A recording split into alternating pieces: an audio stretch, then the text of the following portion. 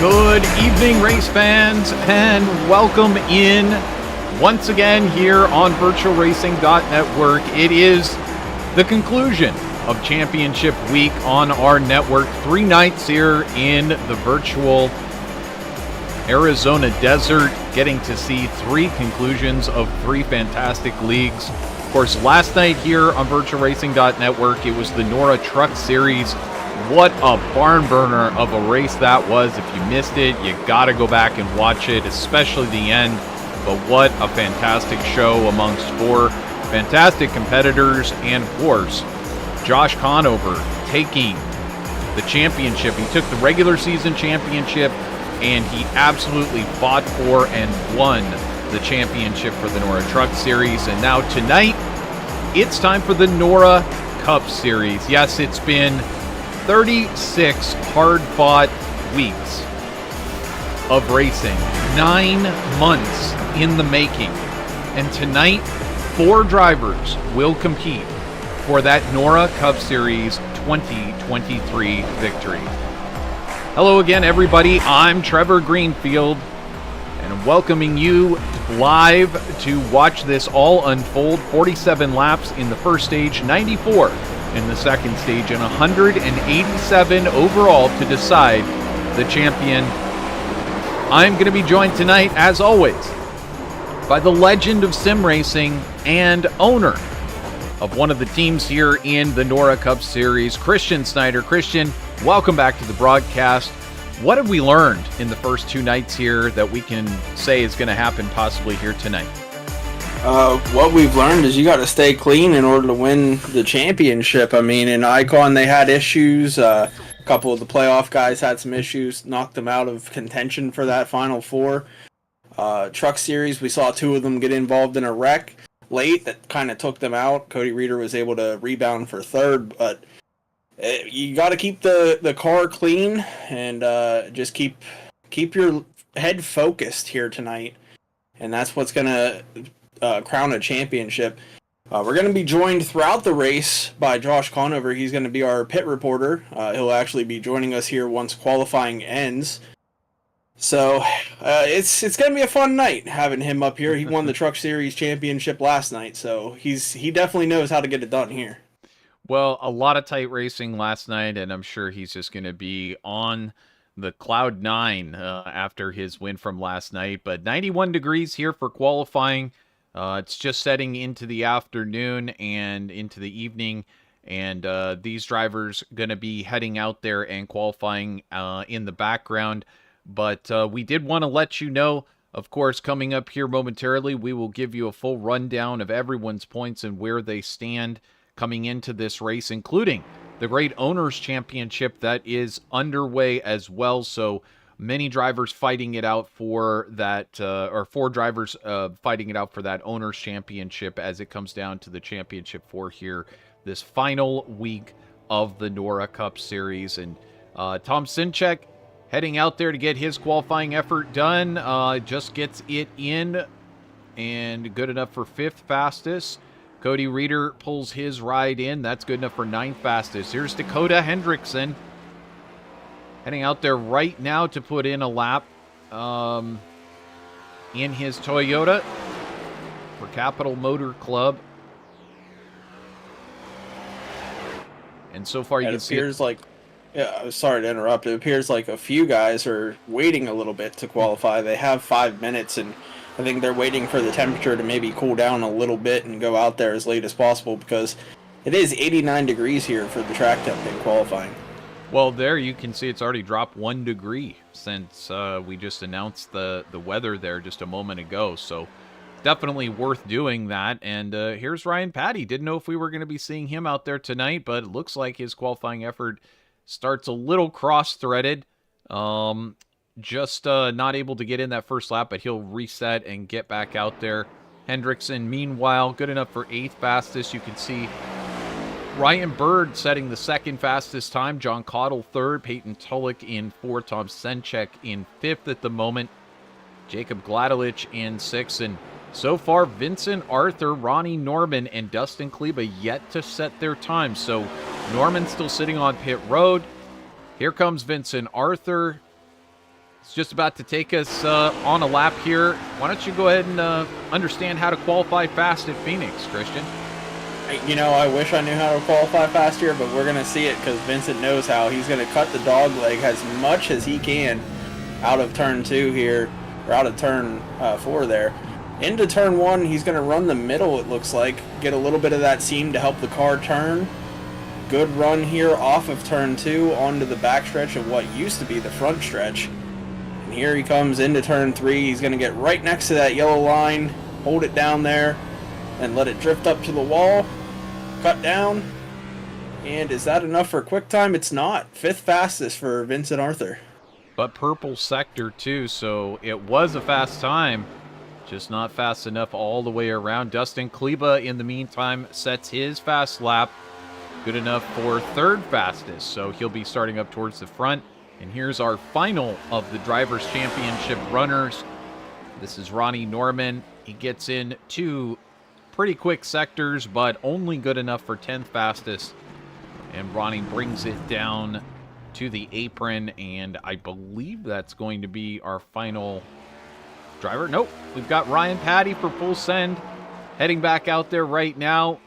He waited until the very end. Will he be possibly a spoiler to the rest of this field? Try and get this pole position here.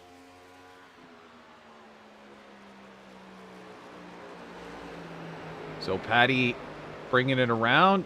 I'll bring it back up to... Oh, man. Just clips the wall there, but he sets a purple sector 2 time just as qualifying finishes, and it was only good enough for 19th fastest. So with that, we'll set the grid here in just a moment. Let's go ahead and take a quick look here at the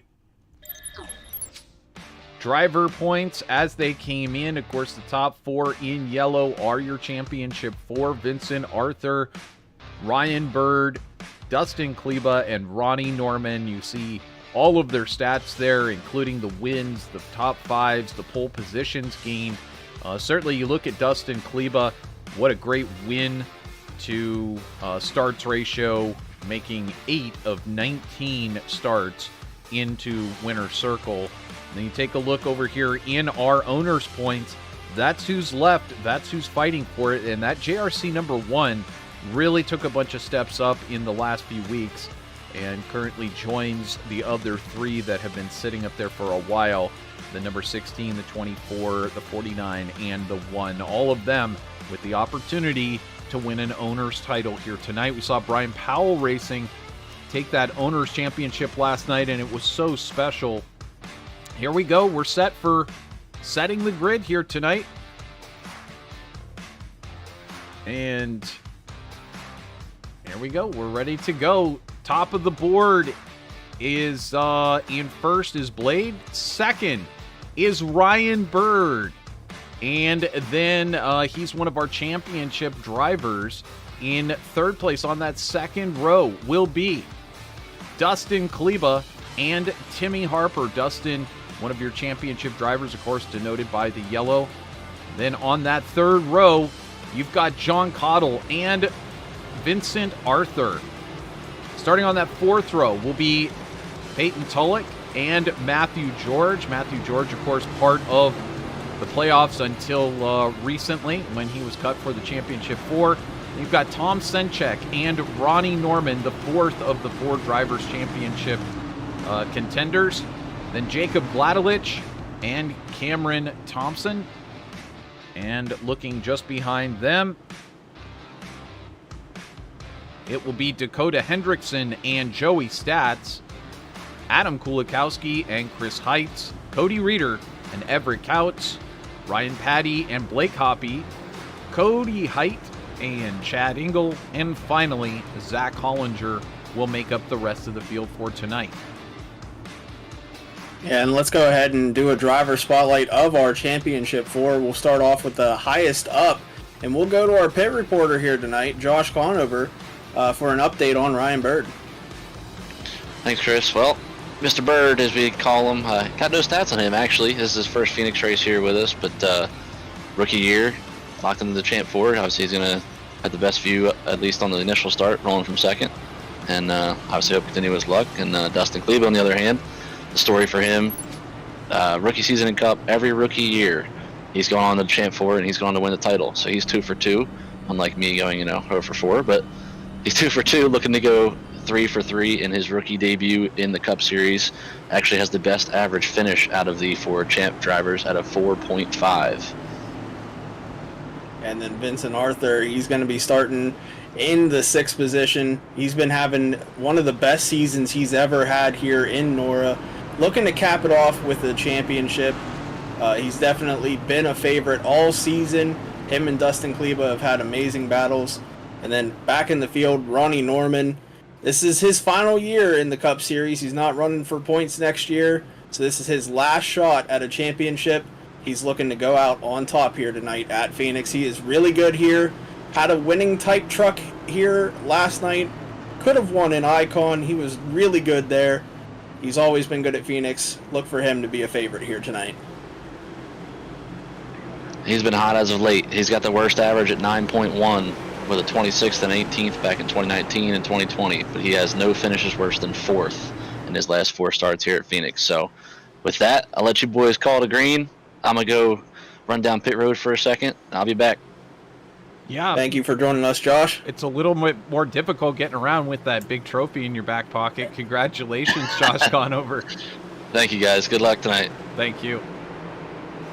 Well, here we go. We're all set to send these guys loose for the final race of the NORA Cup Series. And we're green here at Phoenix Raceway.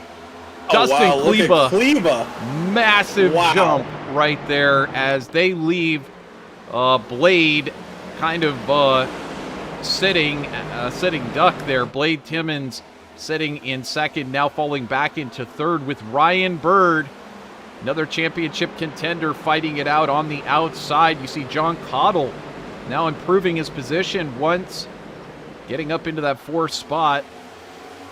Wow, you can see Bird really fighting on that inside line. I think that was Norman. Is that Norman? No, We've got Cameron Thompson into the wall. Adam Kulikowski gets by. A number of other drivers get by. We do bring out our first yellow of the night. Also, Cody Reeder and Joey Stats. Yeah, I saw a blue car, and that was Cody Reeder. I thought it was Norman for a second. Whew. Oh, man, that could have been bad, but he was back there right near it. Well, I'm telling you, Norman is really looking to avoid some bad luck that he's had here the past few races. But here's what Joey Stats saw as Cameron Thompson and he get into it. There you go. Oh, man, Cody Reeder. Just 2 drivers trying to occupy the same place on the racetrack at the same time, and then unfortunately getting into Cody Reeder.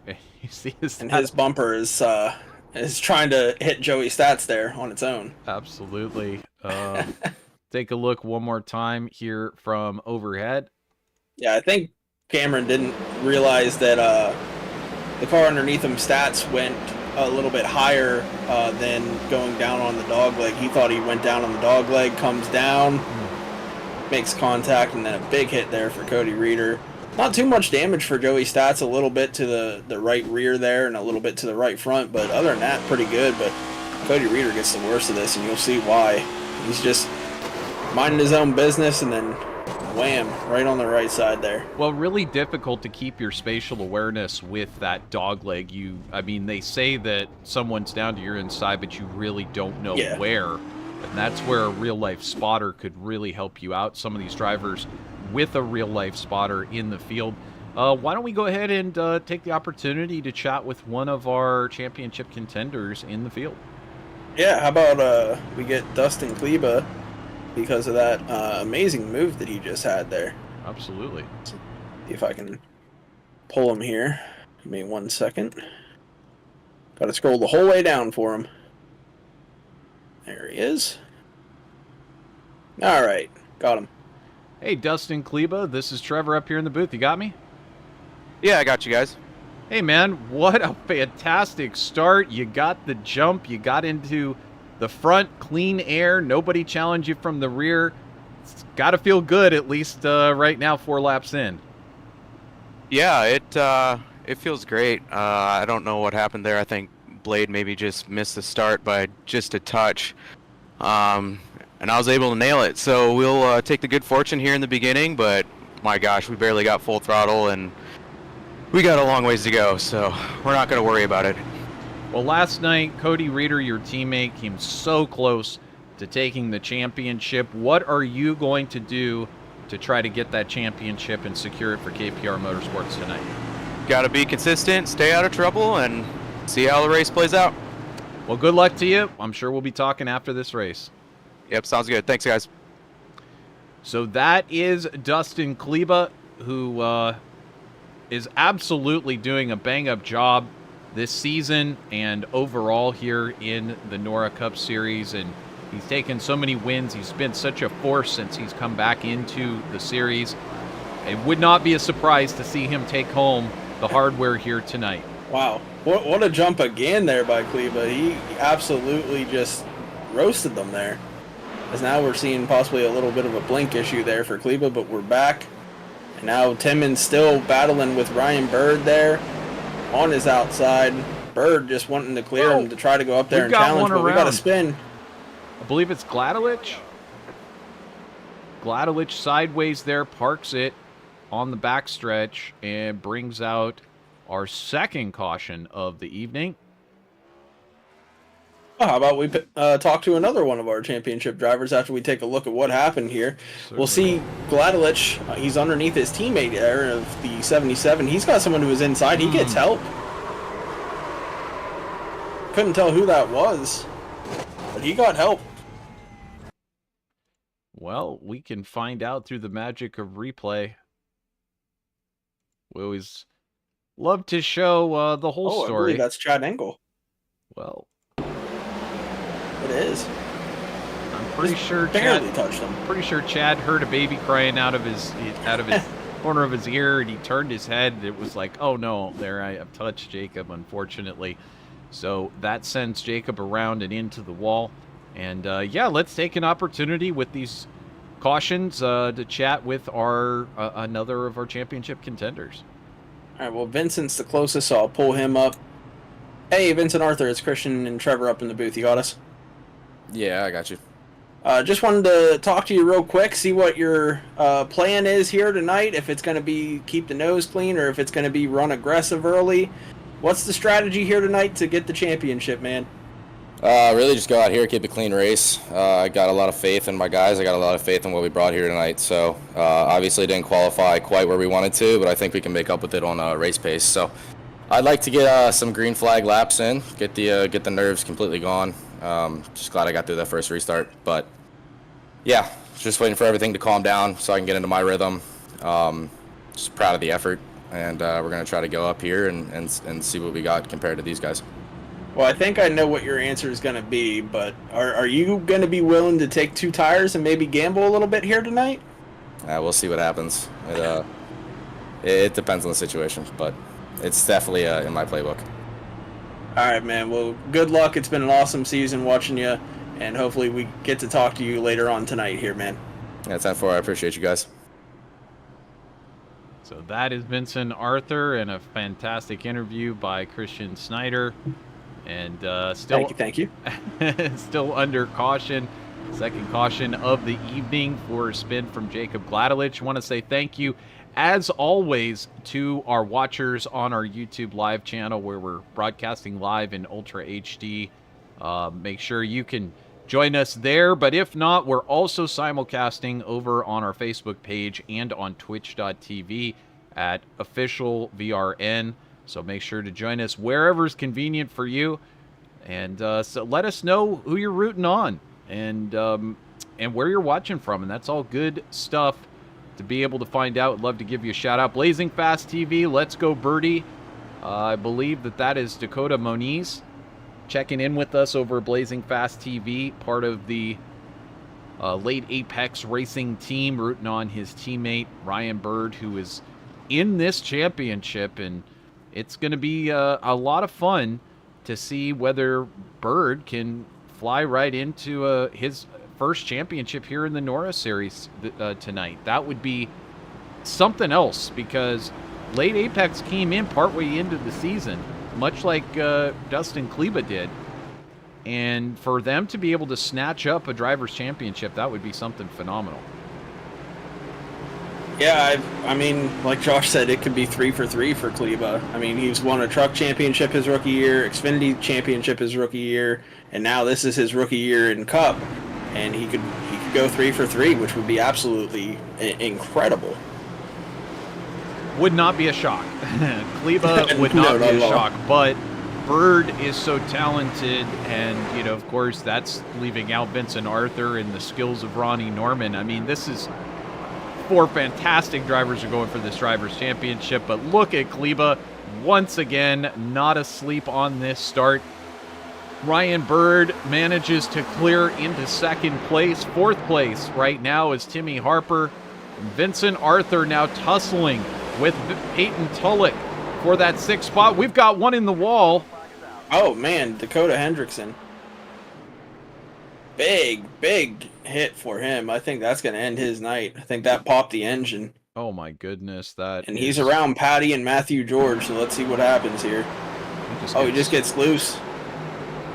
Correct. He's still in a four-wheel drift, and he just never caught it. Wow. Oh, man, he did pop the engine, so unfortunate Did you see stuff. that, though? He was sideways the entire corner. He almost caught that. Well, let's watch from on board and get a feel for what this looks like here. Look at that. There he goes. Oh, still sliding. And there it goes. Someone should let Dakota know in his Toyota that this is not a drift competition. There are no style points awarded. Unfortunately, that is going to pop the engine, and that means he is exiting the race. Wow. Really unfortunate to see a driver just get a little loose, and that be the cause of them exiting the race. But nevertheless, that is the cause for our 3rd caution. And right now, it looks like it's pretty much all Dustin Kleba so far, but there's only been a handful of green flag laps. Just settling into a rhythm here. Ryan Bird in 2nd place. Timmy Harper in 4th place. John Cottle in 5th. Peyton Tulloch in 6th. Vincent Arthur in 7th. Ronnie Norman in 8th. Tom Senchek in 9th. And Ryan Patty for Full Send Motorsports. Like I said, I wasn't sure that we were going to see Ryan Patty tonight. He did have some other commitments going, but it's great to see that he did make the race. As a result, he's there in 9th. And now we're seeing... This is interesting. The driver, the 42 now, slowing down on the outside. I'm not sure what the cause of that could be. I have a perfect solution on figuring out. Let's go to our pit reporter, Josh Conover, and see if he has anything here. Hey, Josh, we're going to send it down to you in pits. What's going on here with Blade Timmons? Jump to start. Try to time old Kleba up there and got a little trigger happy, and jumped to start and had the old black flag on that one. Oh man, that's tough. We'll see it here. We're watching it live here. Doesn't look like he does. Although this track is, oh yeah, right there you saw it.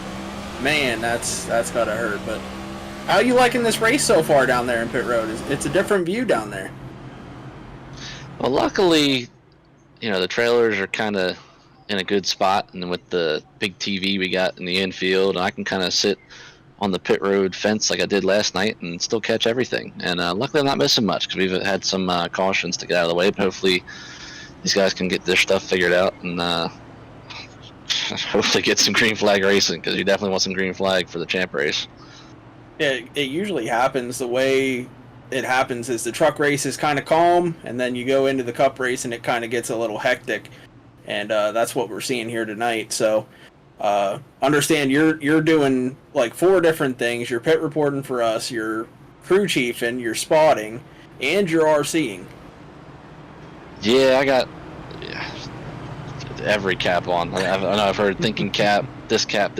I got every cap on. I was doing RC and you pulled me, so I threw the pit reporting cap on, and I just had the spotting cap on because Vinny was asking questions, and it's making it fun. But luckily, Nick's up here with me too. We got the same radio channel, so we're discussing the race as we go too.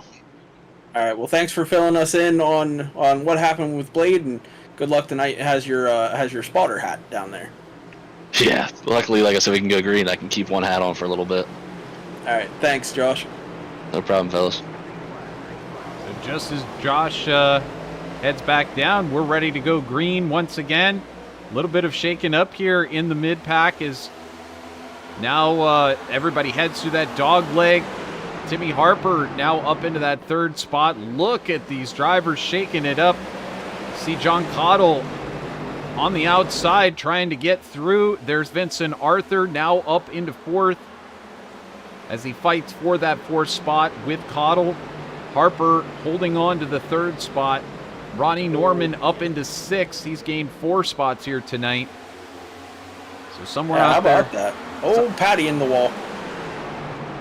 Not too much. He just tagged it a little bit, but oh man, someone got sideways there. I'm not sure. It might have been Hollinger. He's still loose. And he goes up and hits the wall. That's the same thing. Tank Slapper City for Zach Hollinger. And what is going on here tonight? I don't know. Is that a full moon again, Trevor? It always is on VirtualRacing.Network. We have a full stock of full moons. Oh, he got help.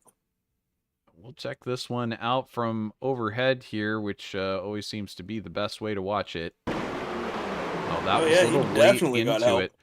So that's the 25 that Conover usually is driving, but it's driven tonight by Cody Height. Oh. I think Hollinger actually comes down into the 25 of Cody Height.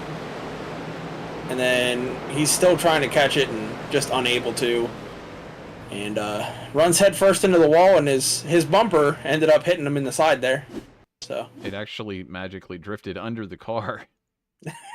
Let's watch this here. Hollinger gets sideways, drifts up the track, and just can't get it corrected. I mean, what's the situation here, Christian? Are we looking at if this car gets a little loose, it's just impossible to correct out, or what exactly is the situation?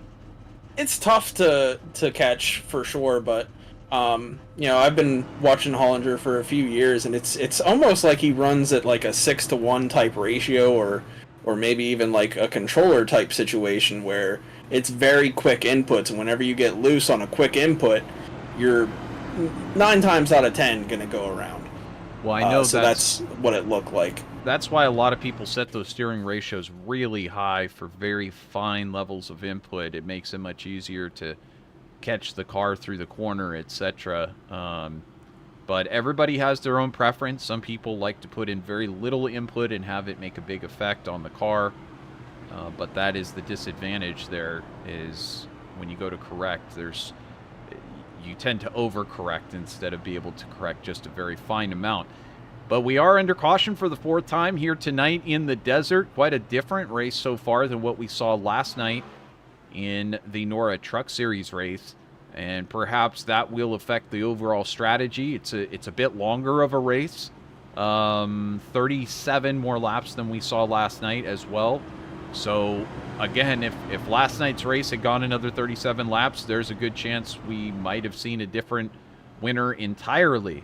But it all comes down to those strategies and making the right call at the end. Last night, it was all about a couple of drivers deciding, I want that track position. I'm going to only take 2 tires on a caution. It came out with just about 4 laps to go.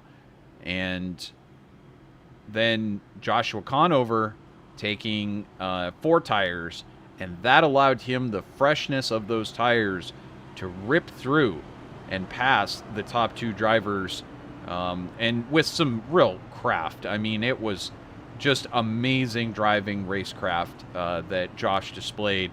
Managed to basically make a pass and drift up in front of Cody Reeder, and to put his car perfectly into the high line to hold it on top of Brian Jones last night. And he did exactly what he needed to do to make those passes, and then from that point on, those 4 fresh tires were just no match, or the two tire strategy was just no match for the 4 fresh tires. So is that what we're going to see tonight? Is it going to be tire strategy? Is it going to be a long green flag run at the end? Or are we going to see a bunch of these little cautions and short shootouts? We'll find out over the long run, but We're working on this first stage, and right now it has been all Dustin Kleba. And how about Timmy Harper working his way up into second place? Yeah, Harper, he lost out on the championship on Sunday. Had a rough night last night, and he's looking to rebound and end the season on a high note and go out here and spoil this one. He's right in the middle of all these playoff guys. Barney the Flagman, he's got the green flag in his hand. Green flag back in the air here at Phoenix. Wow, 2 wide.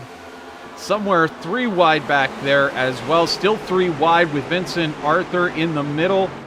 Ronnie Norman on the low line. And Timmy Harper on that high line. And they are still 3 wide down the backstretch. Now Norman tucks back in behind Arthur. Arthur taking that low line, and now looks like Harper stuck on the outside. Ronnie Norman files in just behind Vincent Arthur. I tell you what, if you look at the standings, and we have another car spinning, is that going to be a wreck? Yes, it is. Caution is out. Wow, Again, multiple cars collected in this one. At least Tom Senchek sent around, and Everett Couts, I believe, also collected in this one. Let's just leave the 4 championship guys out here and let them race. I think they could put on a heck of a show just by themselves. My goodness. Let's see what happens here with this one. Senchek goes around, has a lot of damage, so let's see. Here we go. We're 3 wide in the dog leg here. Just comes up, doesn't realize he's 3 wide. And around she goes. Man. Matthew George involved. Senchek, Everett Couts.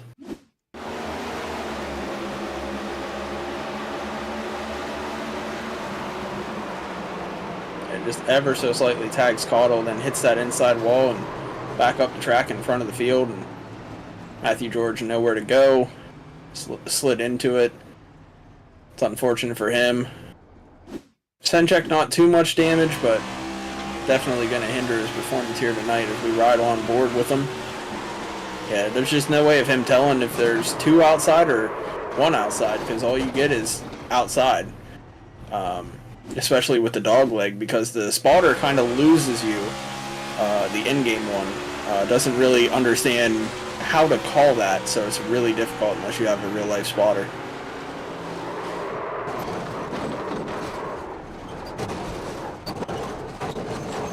Indeed.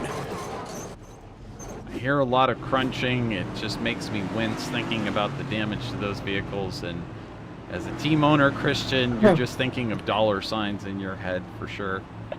But of course, the gnomes have it all under control over there at full send. Oh, yeah, they absolutely do. And we're seeing some guys elect a pit. These are all guys that have damage on back in the field. They got to be careful not to waste a set of tires here. But yeah, this race is starting to become a battle of attrition right now for a lot of these guys. But 4 up front, they're up there for a reason. All in yellow, all championship guys, and that's what we typically see in championship races. Yeah, it's funny how that happened Sunday night. It really happened last night, and here it is again tonight.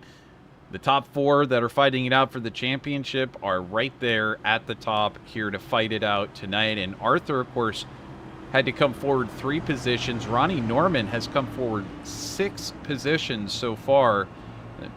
There has not been a lot of green flag laps for him to make those passes. So you have to really appreciate the work that Ronnie Norman has already put in his flatline machine. Now, Christian, you got Vincent Arthur and Ronnie Norman, who are flatline teammates.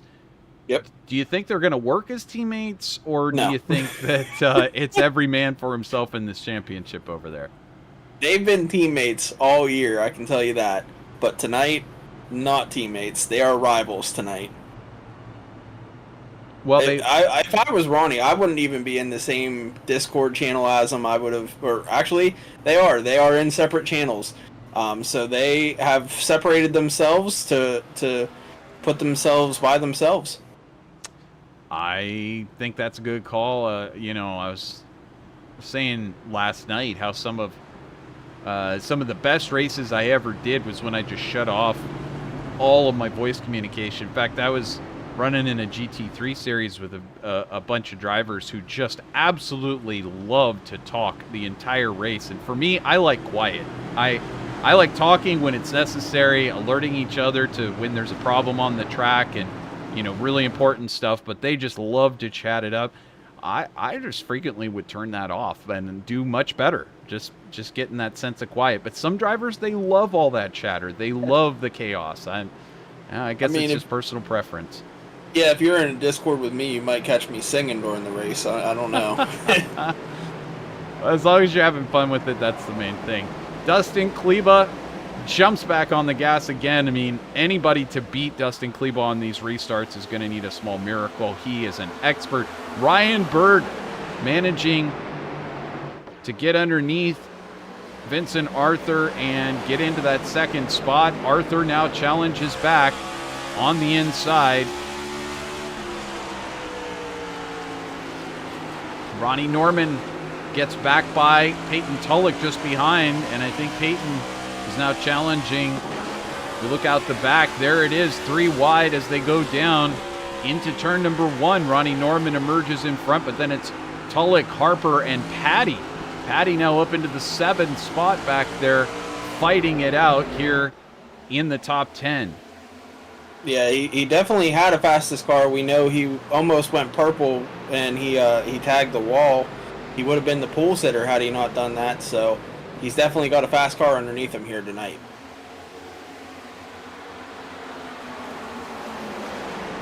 Tell you what, someone else has got a fast car, Ronnie Norman. I mean, you start 10th, I believe, and he's up 6 positions. That's not by luck. He's been moving through this field only about 7 green flag laps, and he's already up here in the top 4. So really impressive run here for Ronnie Norman so far. Yeah, amazing stuff from a guy who has just put in amazing race after amazing race in this series. He's taken wins when two of his competitors were disqualified. I mean, you name it, and Norman has just found a way. It's been quite miraculous at times. But here he is in the Championship 4, and absolutely nobody's surprised to see Ronnie there. Ronnie with that perfect blend of longevity in the stages and speed when he needs it. Knows how to get passes done. He's not the most aggressive driver, but when he needs to be aggressive, he can be. And then you got to talk about somebody like Vincent Arthur. And Vincent has, without a doubt, seen a great resurgence at the end of the season. He kind of fell into a lull, although in the mid-season, but that wasn't too painful because he had already done so much good work early on and gotten wins, gotten enough points that it really didn't affect him too much. He was going to be into the playoffs anyway, but he resurged and managed to snag a couple of wins, and then it was just kind of lights out, winning like 5 of 7 races at one point. And he is stuck around in this playoffs and keeps getting better and better, more and more mature in terms of his racecraft and really thinking of the big picture of this championship. Right now, running a very tough 3rd place and trying to think of a way that he can challenge Ryan Bird and Dustin Kleba for this win. Yeah, and speaking of Kleba, he is pulled out to now almost a 1-second lead. He's at 8/10 right now, and he's just kind of cruising right now, trying to pull away. Hopefully he's not wearing out the tires, but he only has a few laps here until we get to the stage. We're about 12 laps to the end of the first stage, so I think he can afford to push a little bit. The tires won't fall off too drastically by the time he hits lap 47 here. Well, also at the same time, if you're in the rhythm behind the wheel, you know, you've been feeling it already this whole first stage. Now he finally gets the chance to start opening it up. Why fix what ain't broke? You know, just keep doing what you're doing. Don't need to necessarily change anything. You can open it up if it feels like it wants to open up, but otherwise, just keep driving the car the way that he likes to. And if you notice with Dustin Kleba, one of the things I love about these onboards, first of all, his precision is basically perfect. His entry, his corner entry, and his lift-off point of the entry is always perfect and on the money. And you know, if you get the speed entering the corner right, you get the right angle of steering entering the corner, the rest of the corner almost solves itself. Except the one thing that Dustin does really, really well is he rides the car off the corner exceptionally well and rides it up the track.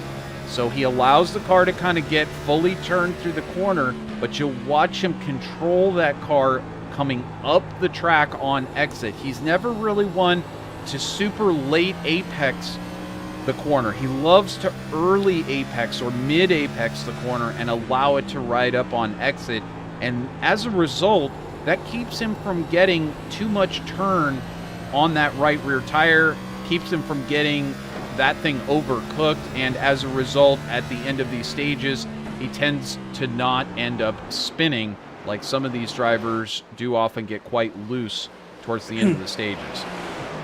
Yeah, and if you want to learn how to run, you just watch his in-car for a good 20 laps and you start to understand how to run this track. I mean, it's just, it's different from pretty much everybody else, and it's definitely working for him. And, you know, Vincent's another one that typically he does that, but I believe he wore off his tires early in the run there with the cautions happening, trying to get by Ryan Bird. You can see he's very smooth on the wheel. He's one of the smoothest in this league on that wheel. And as a result of having to follow another car, the draft pocket of air that hits his car on that front air dam is basically very different. He gets very much less air to the front of the car, and so the downforce is not quite working as well. And he has to take a higher line through the corner if he's going to follow Ryan Bird in there very closely. And as a result of that, it means he has to put more turn into the car, more steering angle on exit, and that burns up that right rear ever so much more than someone like Dustin Kleba, who has that clean air. Ryan Bird being just far enough back, about a second back from Dustin Kleba, he basically can turn into the corner however he likes because he's getting lots of fresh air across the front of that car. But Vincent, when he has to follow in close and try and stay up with Bird to try to possibly make a pass, he doesn't have that luxury. Yeah, this car is so aero dependent. If you don't have clean air, it's almost a guarantee that you're going up to the wall. It's very difficult to control your car whenever you're in dirty air, but Vincent doing a pretty good job so far. You can see he's starting to get a little bit loose here in the long run there, but the championship 4 is still 1 through 4, and Harper and Patty behind them. And look at this, Blade Timmons, after getting that penalty, back up to the top into the 7th position. So a good rebound here already for Timmons. Yeah, that 42 car has managed to get back up there after recovering from that earlier incident, and it's going to be interesting to see what happens after this stage caution comes up, because some of these drivers are going to be able to get those fresh tires and really rebound and go for it again. But 42's got to watch really making those restarts and not get too over anxious, as it is quite easy to do. I'm surprised that Josh was able to pick that up because it was ever so slight, and it did look like he kind of backed off and gave it back, but at the same time, hey, it's the same rule for everybody. You just can't jump those starts. Well, that one's actually controlled by iRacing. It's a rule within iRacing that if you're a little bit faster than the leader at the restart zone, you get black flagged. So that one was not in the control of the RCs, which is unfortunate, because I'm sure if the RCs were in control of that, it wouldn't have been a penalty for the same exact reason you just mentioned, that he gave it back. But we are white flag in the stage, I believe, coming to get it here.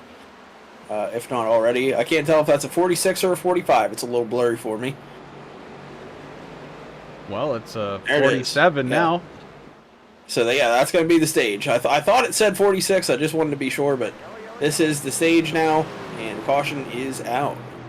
So that is your first stage with Dustin Kleba, Ryan Bird, Vincent Arthur, and Ronnie Norman holding down the top 4 positions. what a shocker, right? The top 4 in the championship 4 coming into the race, hold down the top 4 positions. We've got another 140 fantastic laps of racing coming at you here to decide this Drivers and Owners Championship.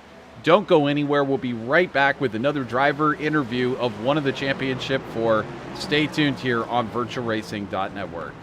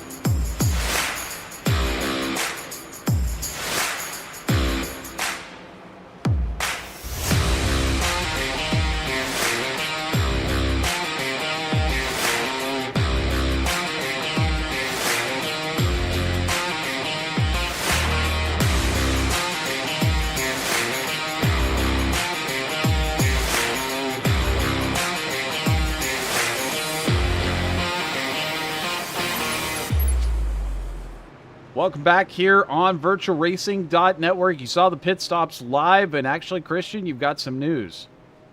Yeah, it looks like Dustin Kleba was nailed speeding on that pit stop. And you can't have these type of mistakes here in the championship race, but if you're going to have the mistakes, it's better to get them out early. And you can see another driver there also penalized for speeding. I believe that's the 7 of Gladelich. But real quick, before we go to the restart, we're going to pull Ronnie up into the booth here and talk to him. Hey, Ronnie Norman, it's Christian up in the booth. You got me? Yeah, I got you. Well, you're going to be restarting, I believe, 3rd here. Your car's been pretty good tonight. I mean, you went from 10th up to 4th in the stage. What do you think you got for these guys? Do you think you got a winning car? If anything, just an equal car, because it's turning into Sunday again. It's hard to pass if you ain't got track position. So I know we just kind of rode in a single file line there, but not really much we can do. Unfortunately, I think Kleba just got a speeding penalty, so he went to the back. So it's going to be interesting for him to come back through the field. I'm sure he'll do it.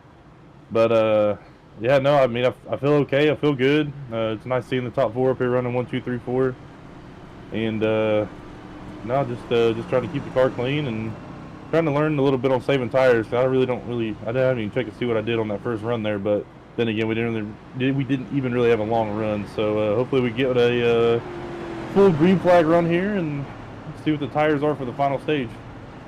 Well, Trevor had an interesting question earlier. He was asking if you're Ronnie Norman and Vincent Arthur, are you teammates tonight, or is that out the window? So is that out the window, or are you still kind of pulling for him if things go different for you? Oh no, I'm always pulling for a teammate, but I mean, it turns into one of those if we're battling for the last lap, then I guess we're on the final lap. We're not teammates then, I guess. we'll see what happens there. All right, man. Well, good luck tonight. We'll be pulling for you to talk to you and hopefully victory lane, man. All right, thank you. All right, that's Ronnie Norman in the 33. Been a long season. He's going to start on the outside row here on the restart. Looks like Bird gave him that option by taking the bottom behind Arthur. Norman's been pretty good all season on restarts. Let's see if he's able to keep up with his teammate Vincent as we are going to go back to green here at Phoenix. Well, Christian, last night we saw Josh Conover take the championship. How amazing would it be to watch Ronnie Norman take the Cup championship tonight? I mean, it'd be too perfect, I think. Yeah, for me, it would be awesome. I mean, I was racing with Josh for 7 years, and I've been racing with Ronnie for 10 years. So these two have been my friends for a very long time, and it would be awesome to see both of them get championships. But Vincent, I'm pulling for him too. I've had him run for run for me in a couple of my paint schemes, so I got a big wreck behind us. We got Chris man. Heitz involved, Chad Engel, I believe, possibly involved in it. Kulikowski up into the wall. So we'll pull back and check this one out. There's a late model out there on the track too, or modified out there too. Yeah.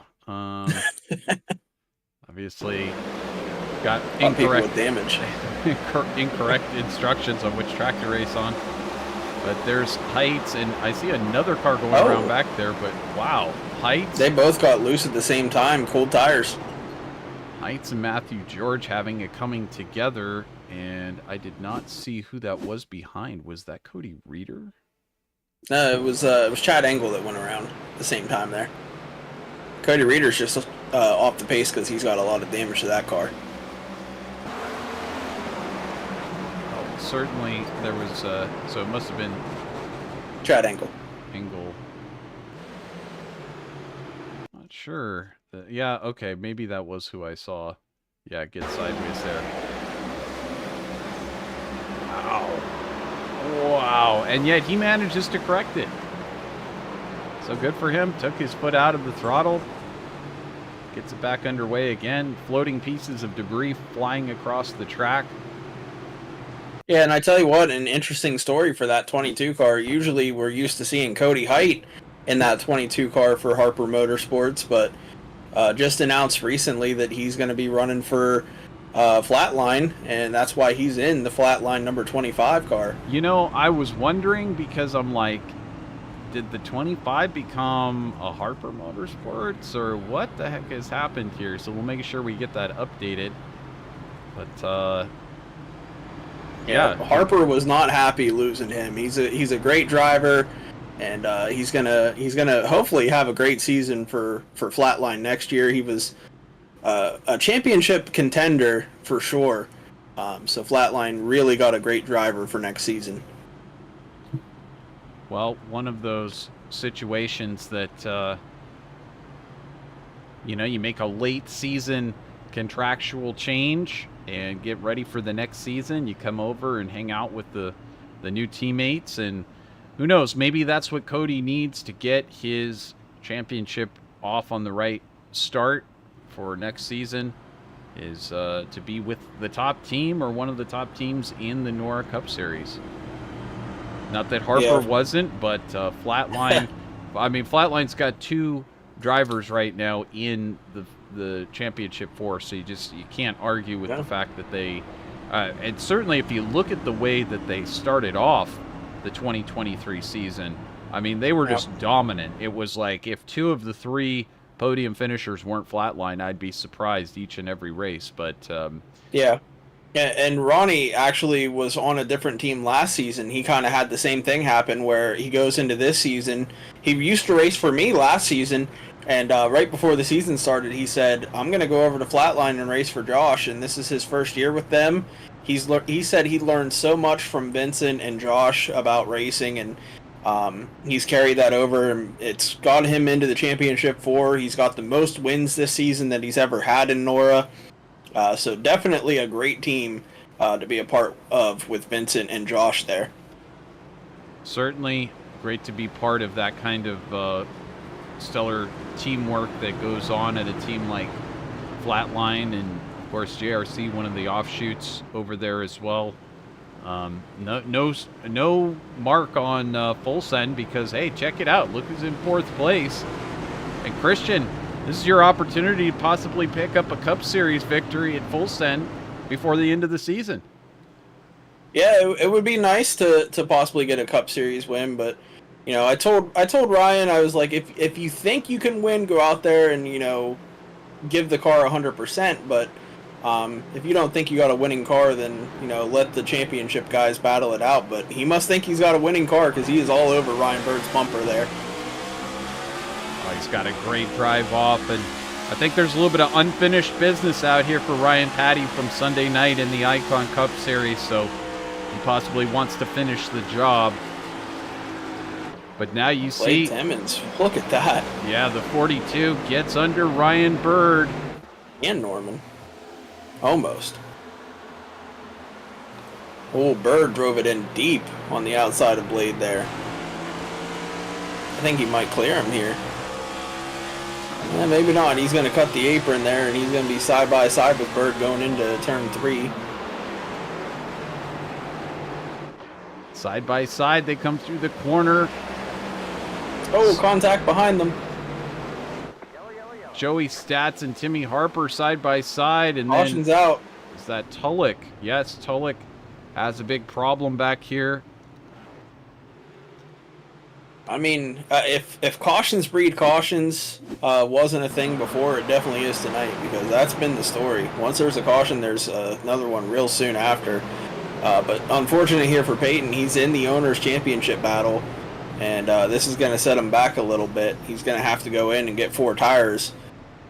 Those things are absolutely cooked. So he's going to have to get a new set of tires and burn one here early. Just gets loose. We've been seeing it all night. Yeah, same thing we saw earlier. That car just wants to start going sideways, and it don't want to stop. We've both been there, Christian, where you know you just want to drive it out of that situation, and it just won't drive out. It's going to keep turning until you come to a full rest. Well, it's always better to just lock it up. If you're that far sideways, never turn it right to go up the track. You just want to lock it down and hope that no one hits you. Because if you snap back to the right, people are already going to your outside because they think you're going to stay low. So whenever you snap back, you're usually going to take out a car or two, or yourself. So it's better to just lock it down and take your lumps. Well, another 33 laps or so until we get to our stage break for stage number 2. Peyton Tulloch, Cody Height, Tom Senchek, Cody Reeder, Everett Couts, all on pit road taking on service. Zach Hollinger, I think, is still in this thing. I mean, it may not be pretty, but that thing is still rolling, and it's still out there trying to get the victory. So yeah, he's got a NASCAR Whelen Tour Mod Series car out there. Definitely. Got no front bumper, barely any hood there. It's holding on. Well, if it can make the minimum speed, then I guess he's good to go. There's no prettiness contingent in the rules to say it has to look pretty to go out there and go race with everyone else. So I say make it ugly. Make it as ugly as you can. Christian, you ever have fun like that? You do just try to do the ugliest paint scheme that you can do? Like an ugly sweater contest, you know? Yeah, one time I did. The video game Wreckfest released, and I ended up making a paint scheme for it where the door was a different color than the hood, the panels on the car, they were all different colors, made it look like a junker, and then it said for sale on the side of the car, so it was really fun to do. Oh, that's nice. That's awesome. Yeah, that would be a lot of fun to see somebody run with some kind of paint scheme like that, or one that looked like somebody had built it like a treehouse with a bunch of pieces of lumber laying around, or certainly ugly sweater. Hey, it's ugly sweater season coming up. You could do a holiday themed ugly sweater. Yeah, you could, but I don't know who would want to do that. That's I don't know. That might be a little too far. Just having fun with it. Now, you say go a little too far. You've seen some of the paint schemes that people run on the service, and there is all kinds of senses of humor out there in what people are willing to run in their iRacing. Some people take it extremely seriously. They get all decked out in their super speedy-looking paint schemes for even just regular official races. Others, they're out there in their bright pink Barbie Dream Camper machines and everything else. Ryan Bird, Vincent Arthur up here in the top 2 positions. Vincent in control now. This is where he wants to be. Clean air. And we'll be able to watch how his line continues to develop. Hopefully we get a nice long green flag stint. Jake Christenberry letting us know this is ugly. Well, welcome to watching our way through some of these races. Patches of ugliness followed by some brilliant race car driving under the green flag. But certainly this one has seen its share of incidents so far, and I have a feeling we're not quite done yet. Ryan Patty up into that third spot. He takes the position momentarily away from Ronnie Norman. Where have we seen these two running together before? Yes, sir. How about Sunday nights? It's been, it was a great season over in the Icon Cup Series. So many great races, especially between these two right here going neck and neck. Ryan Patty still trying to fight in this situation, but Ronnie Norman says, look, I've got a championship to win here, Ryan. You ought to know that. So he manages to retake that position on the outside, just behind the 42 machine. Steps in. Ryan Patty up 15 spots, by the way. Quite a phenomenal job. And, Ryan Patty getting sideways. Ronnie Norman up into the wall as well. That allows the 42 to squeak on through. And then here comes Timmy Harper and Dustin Kleba to come calling on Ryan Patty. I think Norman got really close to the wall. I don't think he got into it, but he was going up to avoid Patty. I think Patty thought Norman was going to enter a little bit later than he did. He checked up to stay off him, and it hooked to the left a little bit. So good catch there by Patty, but now he's going to have to struggle for the next few laps on some hot tires as Dustin Kleba tries to get by him here. He's still trying to rebound from his pit road penalty earlier. Yeah, what a costly penalty that was, but Kleba should be able to recover here momentarily. Get that number 16 back up into the top 5. He's working on it right now. Ryan Patty still holding on as there Kleba takes it down to the low line. He and Patty still going side by side as they enter the backstretch. Tim Harper just up in front. Both of these drivers closing in very quickly. And then just behind Kleba, that's Joey Stats for Nightmare Motorsports. Starting to think about getting up into this battle as well. Yeah, and usually these playoff drivers, they get mad at the guys who aren't in the playoffs for running them a little hard, blocking or taking it 3 wide and stuff on them. But we saw it in real life, so these guys can't be mad at it. Ross Chastain went out and won the real life race, and he's not in it. And he was battling Ryan Blaney like he was running for a championship. So it happens in real life. They're going to have to deal with it here. But you can see Patty, again, getting really loose. He's got to catch it. He does. Well, some of these drivers, they know that they're not going to necessarily get the opportunity to go out there, win a race, or get a podium finish. Obviously, the end of this season is here in this race. So you want to go out with a bang. Your chances right now to get on the podium or get a race win and go out with that bang and maybe give everybody something to think about, like, hey, I've got something for you next season. Don't cross me off your list of potential championship contenders next season. And it's a good way to establish the pecking order. If Joey Stats, for example, was able to come out here, get a podium or get a win, I mean, that would be huge for his team over there at Nightmare. And, they've had a lot more success earlier in the season, but certainly Joey would be able to come out of this just knowing next season that he is the top of the order over there at Nightmare Motorsports. So, can he do it? That's the question. He's got to get by several other drivers to get up there into the top 5 and then get up there onto the podium, but that's what's in front of him. Now look at what's in front of Vincent Arthur. How about that clean air that we were just talking about? Christian, this is what you pray for, is to have one of your drivers that is your nemesis up in front of you end up needing to go on a penalty, and you take over the lead. You could just start walking away with it. 1.3 seconds to the good now over Ryan Bird for Vincent Arthur. Yeah, this is impressive, and it just goes to show how much clean air is important. Everyone who's taken the lead under a green flag run has pulled out to about a second and a half. So clean air is, I think, going to be the most important thing. Vincent told us earlier that it's just going to be about getting clean air and keeping the nose clean. And sure enough, he's able to get it done. You watch Vincent Arthur through the corner there, and so much sophistication needed to get the car, especially through corners 3 and 4. You've got to really send that car down there towards the wall and make sure that you get that trajectory just perfect. Watch this entry. I mean, look at it's so daunting to think about, but when you work up to it, you get the timing exactly right, you get the perfect trajectory. Now, we've just had Chris Heights have a problem. There's the 22, and he gets that thing back up and running right now. So this was, we'll take a step back here and take a look at this one. This was just a moment ago for Chris Heights. Sideways here.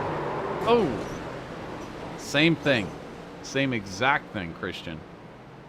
Yeah, that's probably, what, our 5th time tonight we've seen that? Maybe 4th time? Yeah. Pretty rough. Pretty rough. And now this was also, a little while ago, this was Cody Reeder. And, of course, Reeder has damaged equipment out there, but this was right after the restart. Again.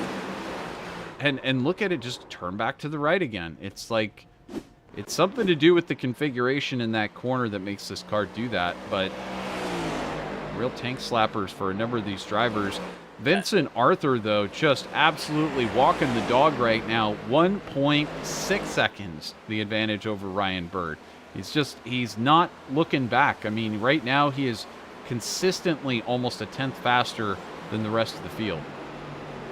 Yeah, and back to the track having to do with the spins, I definitely think it's more so the car.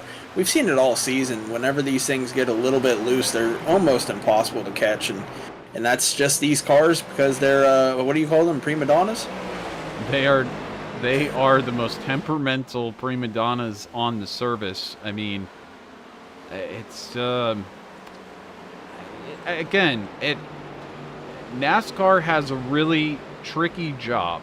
They've got to make a car, and certainly iRacing has to simulate that car, but they've got to make a car that can withstand the speeds, can stay somewhat planted in the corners, but is so challenging to drive that the drivers don't, they can't consistently control the car perfectly through the corners without having to fight at it a little bit. It's a very tricky balance.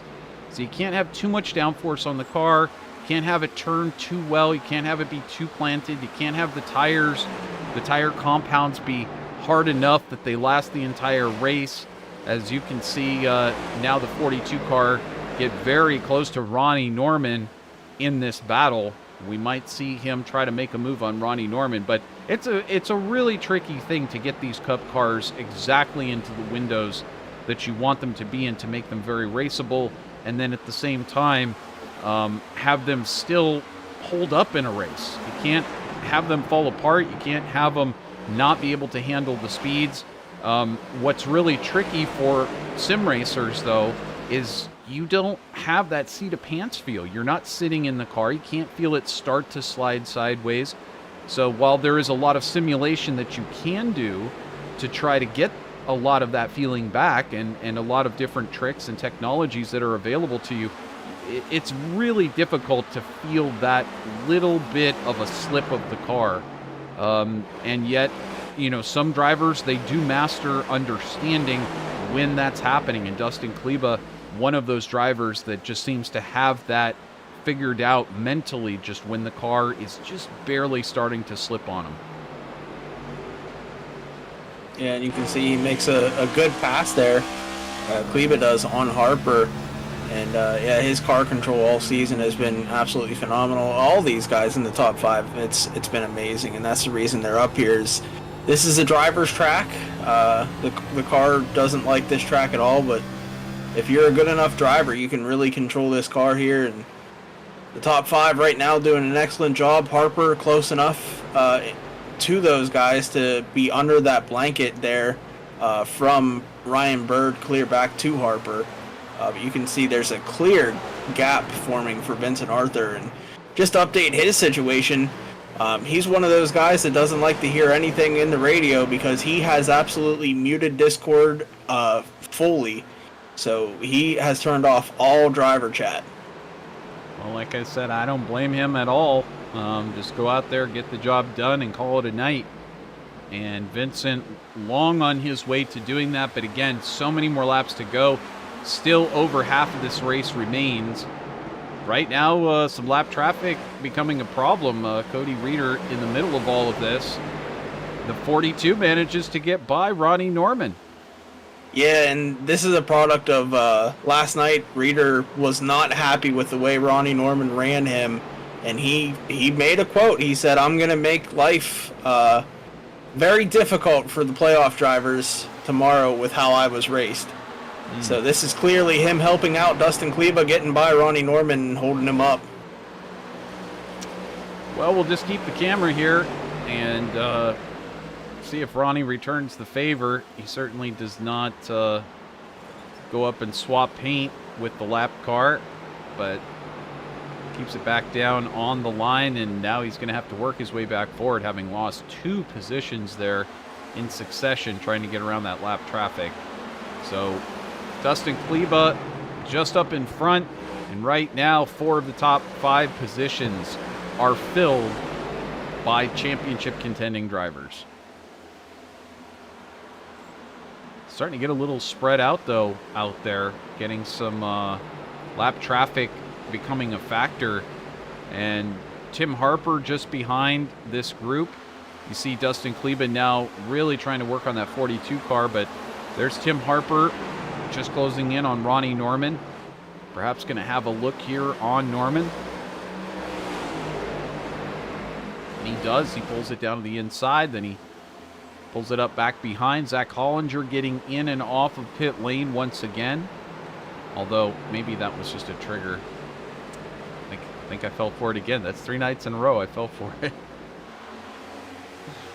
Joey Stats still up into the top 10 in 7th place. Congratulations, Joey Stats, with a fantastic run.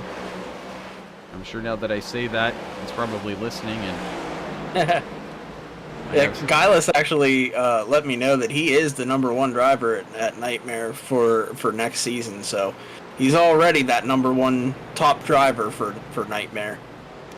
And you know, you got to defend that #1 driver thing. I mean, Christian, you know, you've got a number of drivers in your stable. Slauson had a lot of success this season. You've got some new drivers coming in. You've had some really successful drivers racing underneath you. Tim Harper, Ronnie Norman.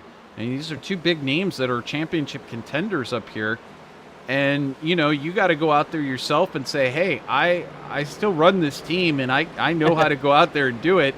And you certainly did at Talladega not that long ago in the Truck Series, going out there taking victory. But occasionally you got to strap on those belts and go out there and kick some butt and, you know, show everybody that you're still the #1 at the team, even if you're not behind the wheel. Yeah, not only Talladega, but Pocono, I was the highest finishing driver for my team. So that's right. I kind of showed them, like, hey, if I was here, Boss Man still has it. But well, we're a white flag in the stage here, so. White flag to 1 more to go for Vincent Arthur, who's pulled out a over 2-second lead over Ryan Bird. I mean, it's about half of a straightaway now. And then the 42, and then Dustin Kleba, Timmy Harper. That's your top 5 at the moment. Here he comes across the start-finish stripe. That's going to be the second stage belonging to Vincent Arthur. What a fantastic run by him.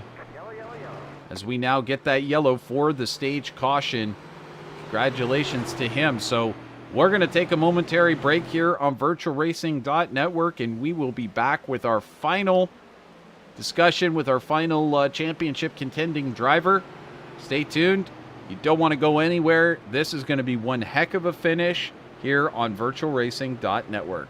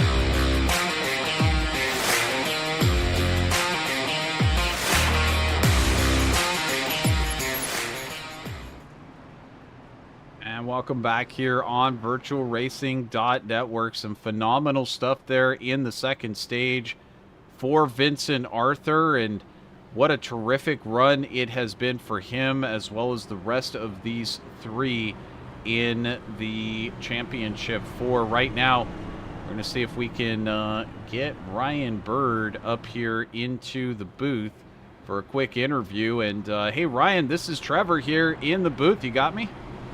Yes, sir. Gotcha.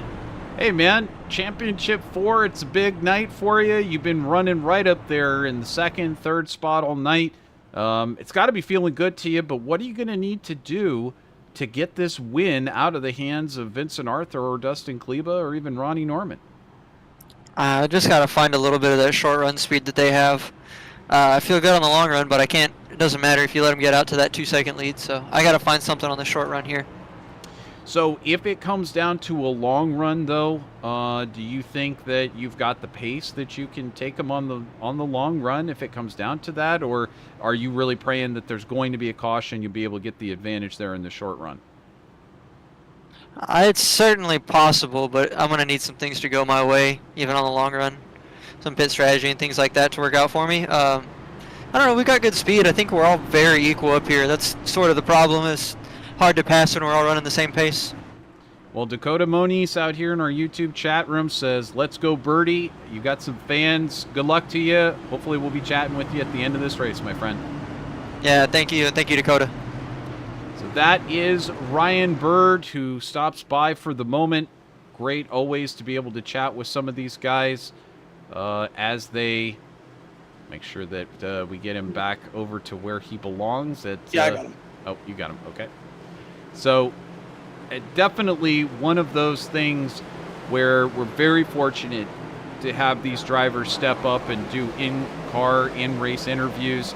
And Ryan Bird, not quite as fast on the response. Big trouble there in the mid-pack. We've got a driver around. Joey Stats, 43. Well, has the number 1 status been revoked? I think he had help. Let's check this one out, Christian. We'll come from the green flag here, and unfortunately, the whole front clip on that car is missing now. So, well, you can take us through. Seem to have the most experience with spotting what goes wrong on these cautions. Yeah, it's an unfortunate gift that I have, but it's a useful gift. Oh boy, it's looking like Ryan Patty. Oh no, he didn't touch him. It looks like the transition just got him a little loose and he went sideways. Well, we'll back it up here. We'll take one look at it. And we'll certainly be able to watch from on board here. Now we watch as he gets this thing spun up. Yep, right there. That really quick turn to the left just snapped the car around. Yeah. A little bit too quick of an input. You know, we talked about it earlier. You got to be really smooth with the inputs here, or else you're going to go around. Well, certainly that was quite startling for Joey Stats, but how about take a look from on board with Ryan Patty as he follows Stats through the corner. Whew. And he's gone, just like that. The yellow comes out, you get the call over the radio. I like the bright yellow gloves. You can really see the hands working inside the car from any camera angle. I love when drivers have the bright gloves, all of them. Yeah, you know, again, that's just one of those things that's a big driver preference thing.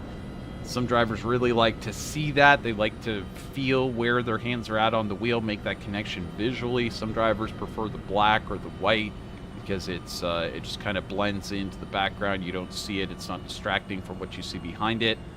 And I've seen that this is something that seems to go in cycles. It seems like for a while, drivers like to have that multicolor or like to have bright colors, whites and oranges and all kinds of things like that.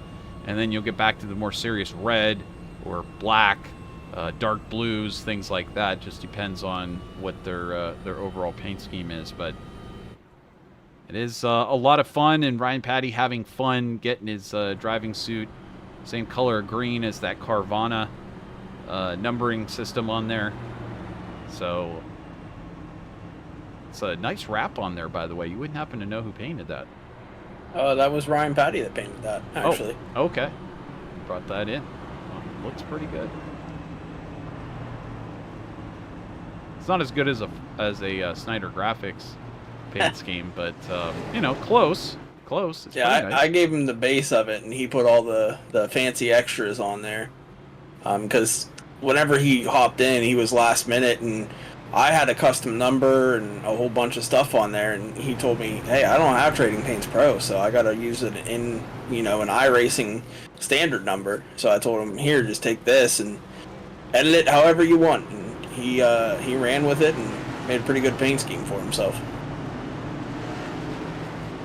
Well, always a lot of fun, and of course, Snyder Graphics, proud presenting sponsor here of the 20 to go segment, each and every race in the NORA Trucking Cup Series all season long. Been a lot of fun talking about paint schemes and looking at different schemes throughout the field all season.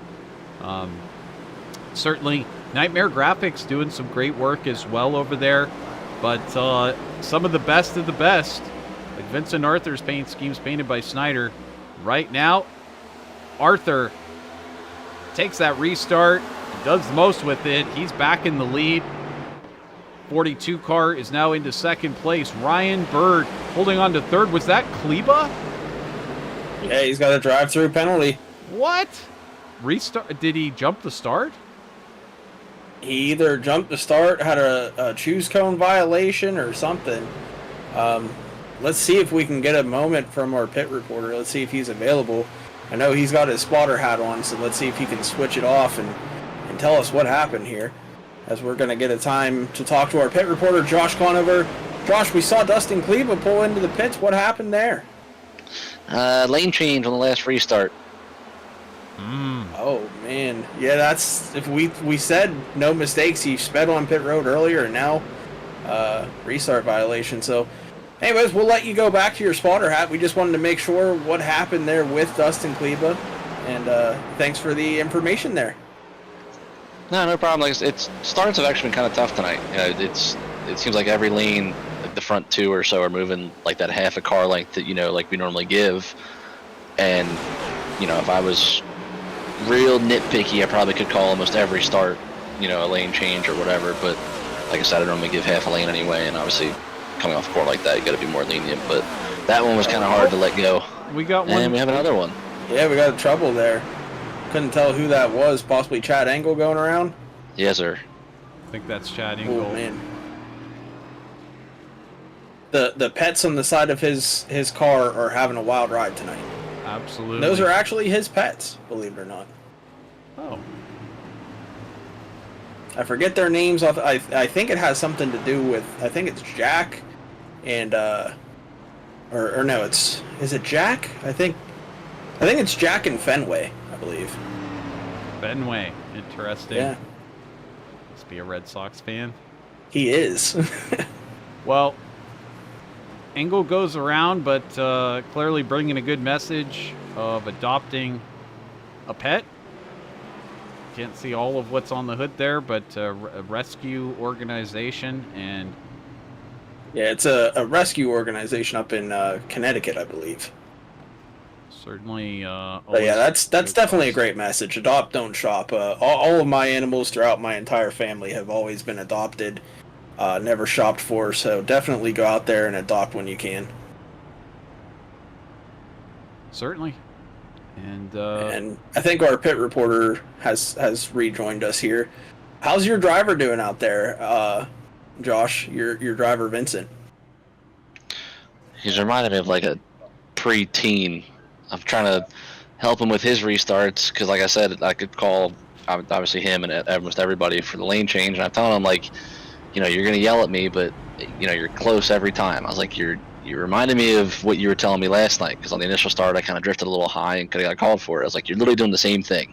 I was like, just extend it a little bit. So the next start, he comes out and drifts up like a lane and a half. But luckily, everybody else kind of followed him and basically bailed him out. I was like, okay, that was a little dramatic. He goes, well, you told me to just let it drift out. I feel like we're a dad and like his 15, 16-year-old kid at like soccer practice or something. You guys remind me of Martin Truex Jr. and James Small from the Cup Series. They always kind of butt heads a little bit, but they make it work. It's not even. Well, I guess technically it's button heads, but it's funny because obviously I'd rather be on the track, but he helped me last night, so I figured I'd help him tonight, and it's just funny. Like I'm trying to help him, like do this a little bit, like it was close again. He next restart like exaggerates it by like a mile, and I'm like, okay, well don't do that. Just go back to what you were doing. Oh man, well it's been a crazy race so far. I think I can't see exactly how many cautions, but were you expecting this out of this track? Kind of. I don't even remember if it was actually spring or not, but I'll say spring. The spring race, kind of the same thing. I think it's a mix of the diffuser through the dog leg, like we just saw with Chad. It upsets the car if you hit it the wrong way, and then I think really the pinion doesn't help either. It affects the steering a lot in these things, to whereas like the truck last night, granted you saw a couple self spins and stuff, but nothing like you see now, obviously racing during the day. So I think if it was a night race, or if they still had like the regular like steering ratio for us to use on iRacing, it would probably be better, but it's tough. I don't know. It's to answer your question, if I expected it, sort of, not to this extent, but unfortunately, yeah. It would also be nice if we had an option to choose what lanes to put some sticky stuff on, some traction compound. That would be nice. Yeah, I was actually talking to Ryan Patty as well. The ends of the stages have gone green. It's like these guys have shown that it can be done and shown that it's possible. I don't quite understand what's going on. Maybe we're pushing too hard, or something. I don't know, but hopefully it'll figure everything out and hopefully get some green running for you guys. All right, well, we'll let you get back to being a crew chief, spotter, race controller, and put those hats on, and you can take off your pit reporter hat there. I'm just going to put one in every direction, put like one half on facing left, one going straight up, and one to the right. I got 3 different hats on at the same time. All right, man. Well, good luck the rest of the night. We'll possibly talk with you 1 or 2 more times. I'll see you guys again, I'm sure. All right, man. Green flag back in the air, and we are going here at Phoenix once again. See Vincent Arthur able to re-snatch that lead, no problem, but what the heck? How did Ryan Patty manage to get his way all the way up there into second place? Blade Timmons and Bird both chose the bottom, and Patty was like, all right, well, I'll hop up here on the top. Oh, great. So right now, Vincent Arthur is like, Ryan Patty is my best friend. And I was going to try to get a question in at Josh and ask him what he's thinking of his new signee, Cody Height. Now looking at a potential top 5 here, getting to run that flatline equipment for the first time. 3 wide back here between Blade Timmons and Ronnie Norman and Ryan Bird. Interesting stuff. Steven Dombrowski joining us for the first time tonight to root on Ronnie Norman. And now it looks like Patty under attack from Bird. Sticks his beak in there and tries to take that second place. Bird, once he gets his claws into that position, he is really tricky to get, and Patty's got to make a pit stop. What's that all about? I believe that's another restart violation here. We'll have to, I believe our pit reporter just popped in here. So we'll see. We said we were going to talk to him pretty soon, not this soon, but here he is. We got another one. Yeah, it's just, like I said, I don't like where they put the start-finish line. I wish that they would have kept that on the straightaway, but just another one. I think obviously it's different in the car, but came down a little too soon and was basically behind Vinny before the line. So ones like those makes it kind of easy on us. Yeah, and that's unfortunate. He was having a good run, but before we send you on your way, Trevor actually had a question for you, I believe. Yeah, Cody Height, I was informed as we were partway through the broadcast, is running your car. They're the number 25. Shoot, even in real life, when I see that 25 Hendrick car, I'm thinking of Josh Conover. But, Josh, Cody Height now running for Flatline coming up this next season and now into the car officially. He's running in the top 5. I mean, you got Flatline in first. You got JRC up there in third. Flatline in fourth. Flatline in fifth. This has got to be feeling pretty good to you, even though you're not behind the wheel. Yeah, Nick and I, and actually, Vinny too, were just talking about, I'd rather be on the track, but obviously, champ night, if I'm not, going for the title, I'd rather, do this and make sure nothing goes missed, like the lane changes and stuff like that. But no, I figured, the 25 wasn't in owners anymore as far as like the Champ 4, so, I threw the offer out there if he wanted to run the night and left it up to him, and he wanted to. So, he's got a good group. Vinny was kind of with us tonight, but obviously, like you said, he's got Blade, Ronnie, and all them guys down there to bounce ideas off of and strategize and stuff like that. So, top 5 is, what you want for his, I guess you could say, audition, so to speak, even though he's already got the job. Yeah, and then for a while, you also had Peyton in the JRC number 1 car in 6, and of course, he's going for the Owners' Championship as we watch this battle go on here a little bit further back in the pack. Now Dustin Kleba getting by Everett Couts for the JRC Sim team. I mean, for a while there, everybody in the top of the top 7 were either JRC or Flatline. That was, with the exception of Ryan Bird at late Apex. That's it's looking really good over there in your part of the world. Yeah, I mean, it's almost like the 2311 deal. Like, obviously, it's my initials, and everybody thinks it's like my second team, which in a sense it is. I have my hand in some of the decisions, but for the most part, like trucks, like Ronnie owned it over there, and I kind of let him bring in who he wanted. And obviously, brought in Sable and obviously Everett too and stuff. The same thing over here. Like over here, it's Jacob running the team, and he picked all the sponsors, the numbers, etc. And Everett wanted to ride, so I asked Jacob, hey, see if this guy that runs trucks wants to run. You got a seat? He goes, yeah, sure. And then obviously Blade and same for Peyton. So, less to do like with Flatline, where that's like my main baby, we could call it. But no, like you said, it's good to see everybody running well, and hopefully, like I said, it stays this way. Well, it's certainly been a good run this season for you, and obviously taking the championship last night, and next season moving up into the Cup machines. Should be another fantastic season next season for NORA Truck and Cup Series. I've been trying for 5 years to figure out a way onto that Flatline JRC situation, but I keep running my own team, so... but I mean, it's a team that you just definitely want to drive for. Everyone in the field, I'm sure, wants to drive for JRC or Flatline. Yeah, there's a few that rebel against us, but if you're not rebelled against, you're not doing it right. I mean, if everybody likes you and whatnot, you're not doing something right? Exactly, and I think one of those guys is Kleba out here. He's a rebel against you. He'll never leave KPR. I think that's his team, his home, and we see him now popping into the top 6, so now all 4 championship guys into the top 6 here. Absolutely. Well, I heard you say it last night real quick about Ronnie, too. Off track, we're friends, we'll cut up and, make jokes and whatnot. But on track, it's serious. There's no friends on the track. That's the same thing for Kleba and Reader, as well. Off track, we'll joke, we'll talk about, off-season plans, etc., and then come to on track, he's not your friend anymore. And like I said pre-race, he's run 4 races here at Phoenix. Worst finish was a DNF in the trucks, I think, last year, which was 14th. Otherwise, he's won 4 races, 3 wins. So he may have had the drive-through and the EOL and stuff from speeding, but if there's still numerous laps to go, that 16's a threat. Hey, Josh, we have a question here in the YouTube chat room, and it's from Ken Kleba.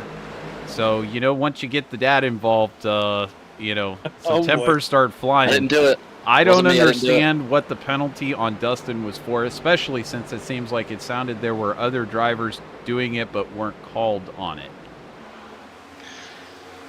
I was afraid it was going to happen. So, we have a yellow, but real quick to hopefully try and explain it. We typically try and give half a lane, either up or down, whatever. And that's typically what it's been for the most part. I gotta actually mute chat for a second.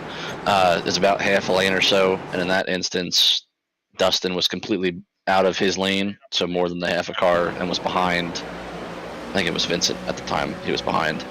So then same instance for Patty on this last restart. He was, a full lane out and in the other lane.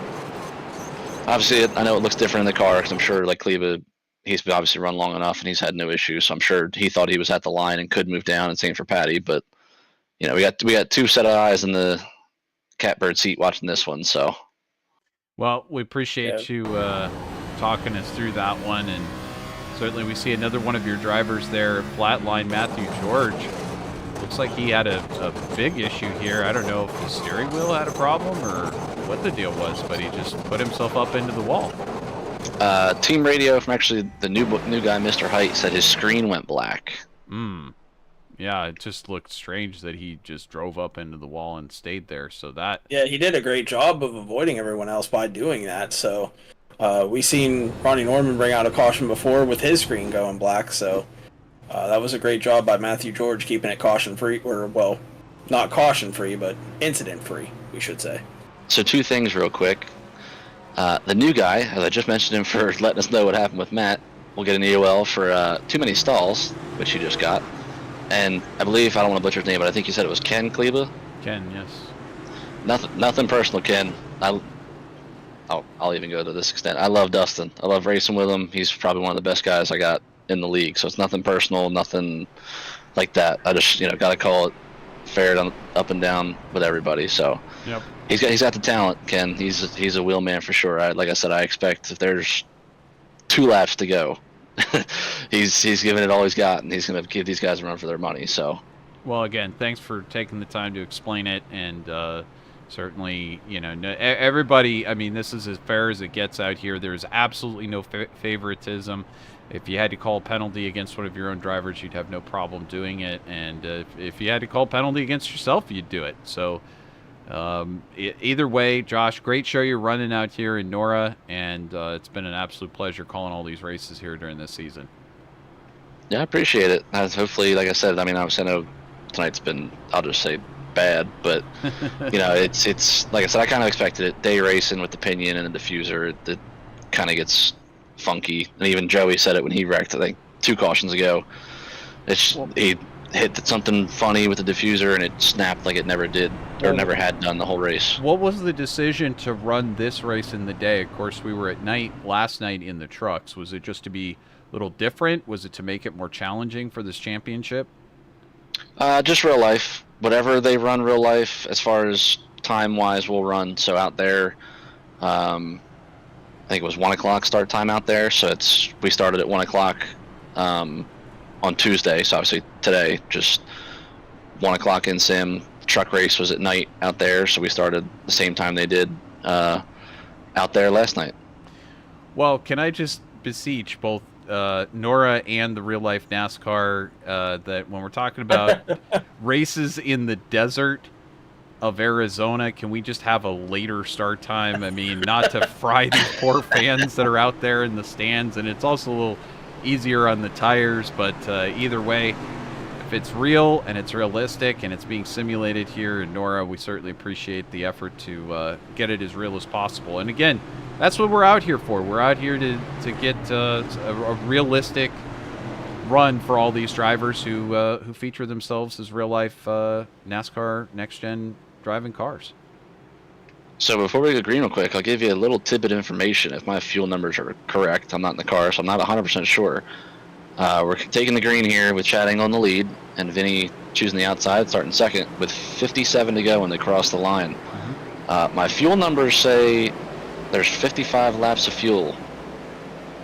So I'm no mathematician, but that's pretty close. It is, but the rate of yellows that we've had so far, the chances that we go green until the end, there's just practically no way that we're going to do that. But hey, we'll keep track of it here. Oh man, Ryan, Vincent Patty. Arthur. Whew. Yeah, that was an elevator move right there. He went from the wall clear down to the wall. Well, Engel, like me and the dog leg last night. Oh my goodness, he's struggling to get by Chad Engel. He finally gets by, but now we got a wreck somebody behind sideways. him. I think it was Ryan Bird is all the way back here now in 14th place, so our championship contender has now lost a lot of momentum. He's going to have to You have recover. a note on what happened to him there? So I can take a look real quick, but I also again want to point out, as I was just explaining to Ken a little bit ago, look who's back in the top 5. Yeah, he's already up here into top 4. Right. And Blade Timmons, man, he just almost got into the back of Vincent Arthur there. He overdrove the corner to get by Patty, but that's who Vincent wants to see behind him is an Alliance driver to kind of block Kleba here for the next 50 or so laps. So that's his job right now, is to keep him back there. Ooh, so I think my number was right, because what Bird did, gave up the track position. He came down pit road and topped off when they were doing the choose. So he's got that little bit of extra fuel on board and can obviously go that little bit longer. Well, I don't. That's interesting. If I were a betting man, I would say that there's no chance in heck that we're going green flag until the end. But it'd be me saying that, and then I'd get it wrong, and I would lose the money. So let's just see how it works out as Kleba sends it. Wow, on the what a 42 move to the car. crossover. Wow, what a sequence right there. Blade knew that was coming, checked up early, crossed him over. Wow, what a move. Oh, so actually, to clarify again, I was actually wrong. Nick corrected me and said Bird got caught speeding. So that is why he came down to top off. Ouch. This late in the race, that is going to be really hard to come back from. Kleba had his issues early enough that he's able to rebound from them. But this late in the race, you get a penalty, your night's pretty much over. On So we see Chris Heitz coming into the pits. Yep. I would say it's over, but like I said, when we went back green, which again, I'll probably jinx it, and I'll be the one to admit it, I jinxed it, whatever. They weren't going to be able to make it. Obviously, I didn't practice, so I don't know the exact number, but it was, I think, 2 laps short. Yeah, I think you said too short. Right. And Bird came in and topped off, so he might not be able to make it completely still, but if he's running, back half the top 10 or just outside the top 10, he might be able to save that little bit and not having to worry about, hold a lead or hold second. Now, can you top off while serving a penalty? Yes, because since it was under yellow, I believe from what Nick was just telling me, it was just an EOL. So same as what Kleba had earlier. So since he was already at the back, he came in, topped off, and that was pretty much it. Interesting. So strategy call, knowing to come down when he did, and that may be the championship deciding move. We'll have to see how this all works out. Exciting stuff here in the NORA Cup Series finale. And Really smart on his part too, because like I said, he had the EOL, so he wasn't necessarily losing anything by topping off again. Right, exactly. Well, but it's making lemonade out of lemons, and you got to do what you can do to get yourself a little bit of an advantage. If you can do that at the same time, it's just heads up. I mean, you could just come in, serve the penalty, and then go back out there and say, oh, darn, I should have actually topped off. But because you're looking at both things at once, you stay heads up there. Now we're watching Everett Couts side by side with Tom Senchek. Senchek was in this championship playoffs here until the last round and got cut at the very end. But more than capable of coming up here and getting up into this top 3 here soon enough.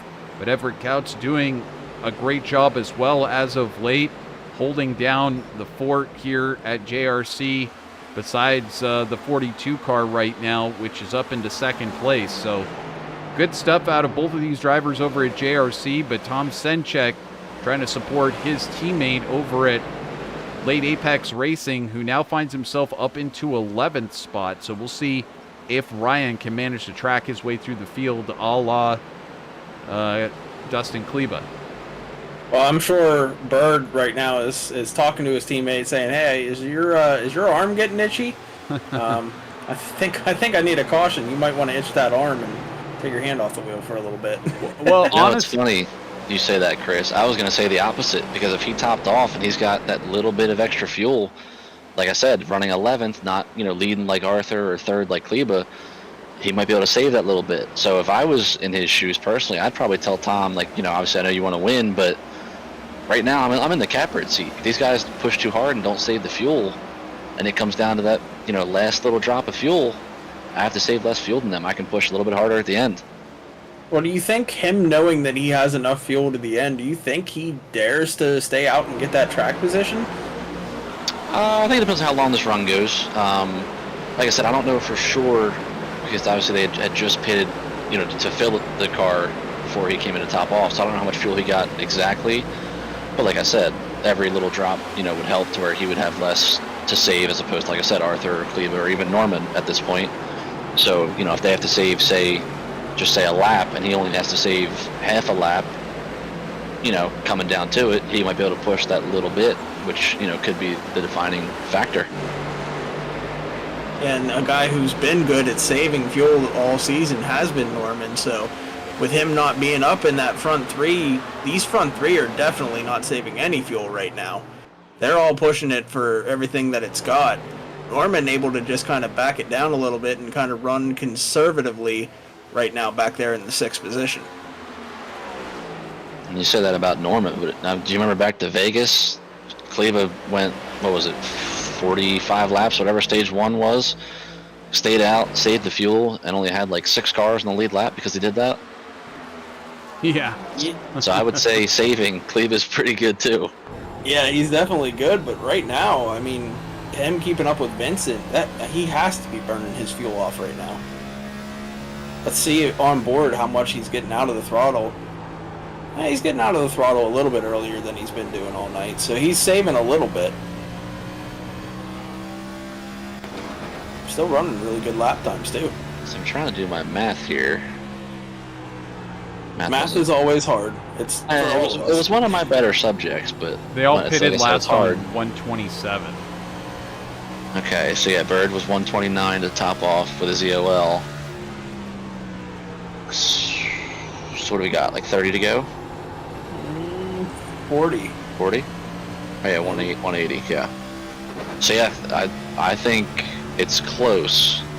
I would say maybe I wouldn't say a full lap, maybe half a lap short. Well, like I said, Bird that makes topping it off. tough. And there's a couple of other drivers that came in on 129 as well. Peyton Tulloch, Jacob Vladelich. Oh, like, here goes Kleba. He's making a move on Timmons. Oh! And the 42 is in the wall. Oh, sideways. Man. Is that a circumstance?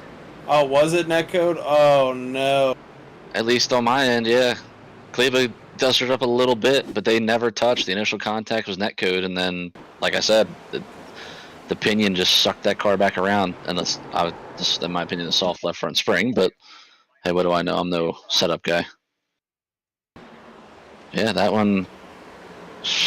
I mean, I'll say it helps Arthur and Kleba especially because, again, I'm not going to call that on Dustin because, like I said, on my end it's netcode. So I'll see what you guys think of that one, though. Yeah, we'll have to see an angle here if we can get this in slow motion, maybe from that above camera in the blimp, because that camera's not going to show it here. Maybe the chopper or blimp cam if we can get that here. There we go. And then slow motion, let's see if there's contact. Well, there's not. There is no contact between those two cars whenever he gets sideways there. But right here, there's contact. Definitely, and this is maybe the best camera. We don't typically show this one because it's a little unrealistic, but... No, it's our drone camera, It keeps up with the cars. There you go. Yeah, it's always flying there invisibly. But here you can see it a little bit easier. And you can see if there's netcode here or not. They get real close there, but it is. Yeah, you can tell how netcode. Quick he snaps. Mm-hmm. That's a perfect sign of netcode because the cars wouldn't act like that if they actually touched. Right. So good call there, Josh. As I said, if there is any laps left in the race, the 16 is who you have to watch. His best pit stop of the night, arguably probably money stop time. New race leader, 16, Dustin Kleba. Wow, that's huge. And Vincent said the key to the night was going to be track position and keep the lead. And he loses it here on the possibly final pit stop. So I don't know if you're going to have to calm him down. He might be swearing up a storm down there in the channel. Might have to go back and put your crew chief hat on just to calm him down and then pop back up here with us. Yeah, he didn't really say much. He just said, well, there goes my chances. But I mean, we saw it last night, and obviously it's a little different, longer still to go, and 4 tires, with 4 tires, not 4 and 2, but anything can happen, especially with it being slick. If he gets to his inside or outside or something, and one of them gets back in the gas too soon, and they get loose, they both, could be out. So obviously I don't wish that. I want clean, but it's iRacing, you never know. We just saw right there with netcode with Kleba and Blade. Well, we talked after your championship, and you said that Vincent was there, and it was almost just to keep you reassured. It wasn't necessarily to spot you. It was just to keep you in it and tell you it's going to be okay. Just, you've got this. Do what you have to do. And that's what helped you. So doing the same for him, I'm sure, is definitely going to help him in this situation. But something happened to Ryan Patty here. Oh, I don't want to say funny, but it's interesting. We were just talking about, the fuel numbers and everything else going on. And then, netcode is the one that fights us. But it was going to be close, like I said, because for my numbers, like I said, I think they were 2 laps short when they started, and I was still showing, like I said, maybe half, like 3/4 of a lap. And like I said, Bird had just topped off, so he should have been maybe like only 1/4 of a lap, if not less, to making it. But obviously that's out the window now. We're good to go to the end. Well, what do you think of this call by Vincent Arthur? He chooses the bottom, allows Everett Couts to be the second car on the outside, the first car on the outside instead of him.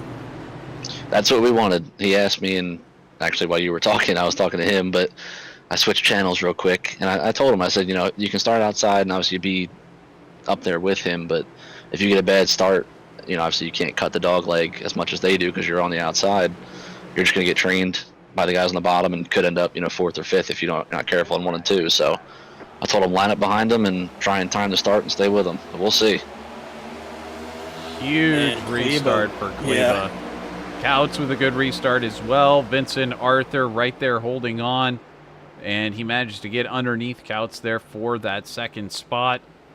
And I think what happened, Vincent kind of tapped Kleba a little bit to get him going, and it slowed him down, but Kleba was able to use the momentum off of Vincent's bumper to just pull away there.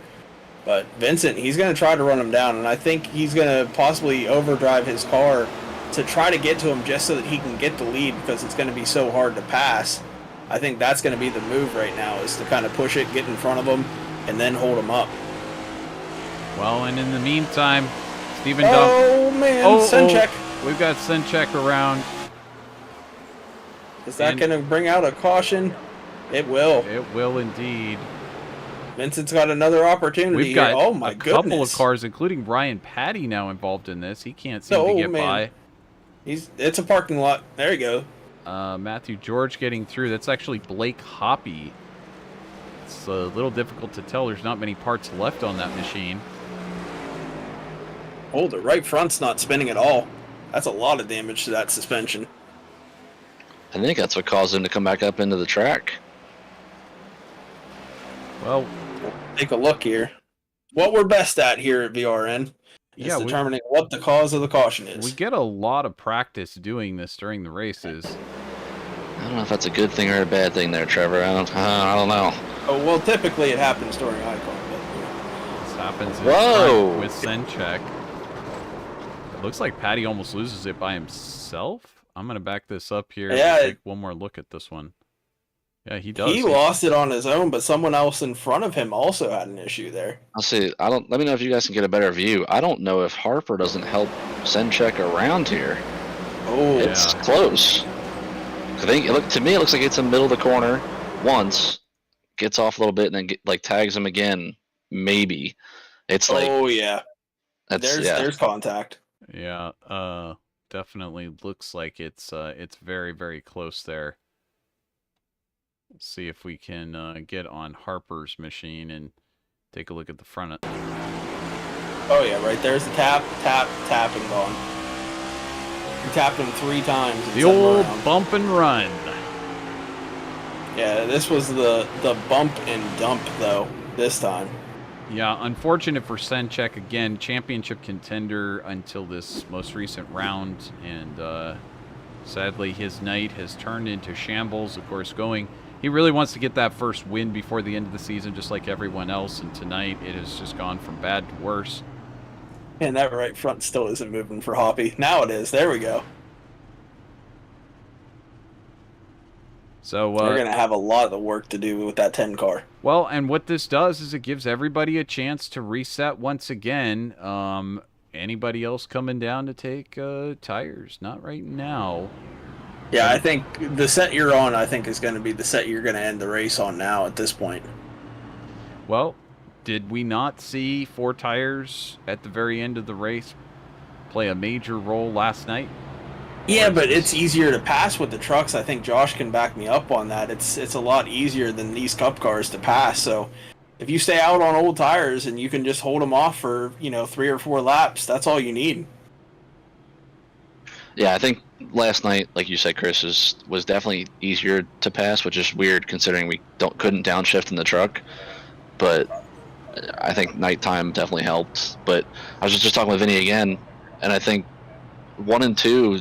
Unlike last night, you can kind of run both lines as far as on the yellow line or like in that middle groove we were running last night. To where I think 3 and 4, you have to be on the yellow line. I could be wrong, obviously, it's not in the car, but that's just what I'm seeing from the spotter stand. So, I don't know. It ain't over for sure, but I think with the daytime race, and like I said, the pinion diffuser, the whole 9 of different combinations of things to play with, it's definitely a different ball game for sure. Well, I'm seeing that Harper's still up here in the top 4, so the other RC must have called it a racing deal or possibly yes. Can confirm racing deal strictly because we were kind of chatting over, I'll just say a phone message about it, and then when we finally decided 100% on the call, they were doing shoes, and it doesn't affect the title for owners or drivers, so we're just going to call it racing for now, and then we'll just call it tomorrow whenever we review it. Well, green flag back in the air here. Let's see if Vincent Arthur, he's still sleeping on this start. It's kind of really hard to time Kleba on these starts, and I mean he pulled out to like 5 car lengths here. It's going to look like he jumped to start, but he didn't. He was inside the restart zone when he went, so he absolutely gapped these guys. I mean, it's a massive advantage to pull a 0.4 of a second lead on the restart. That's just... Contact there between Bird and Couts.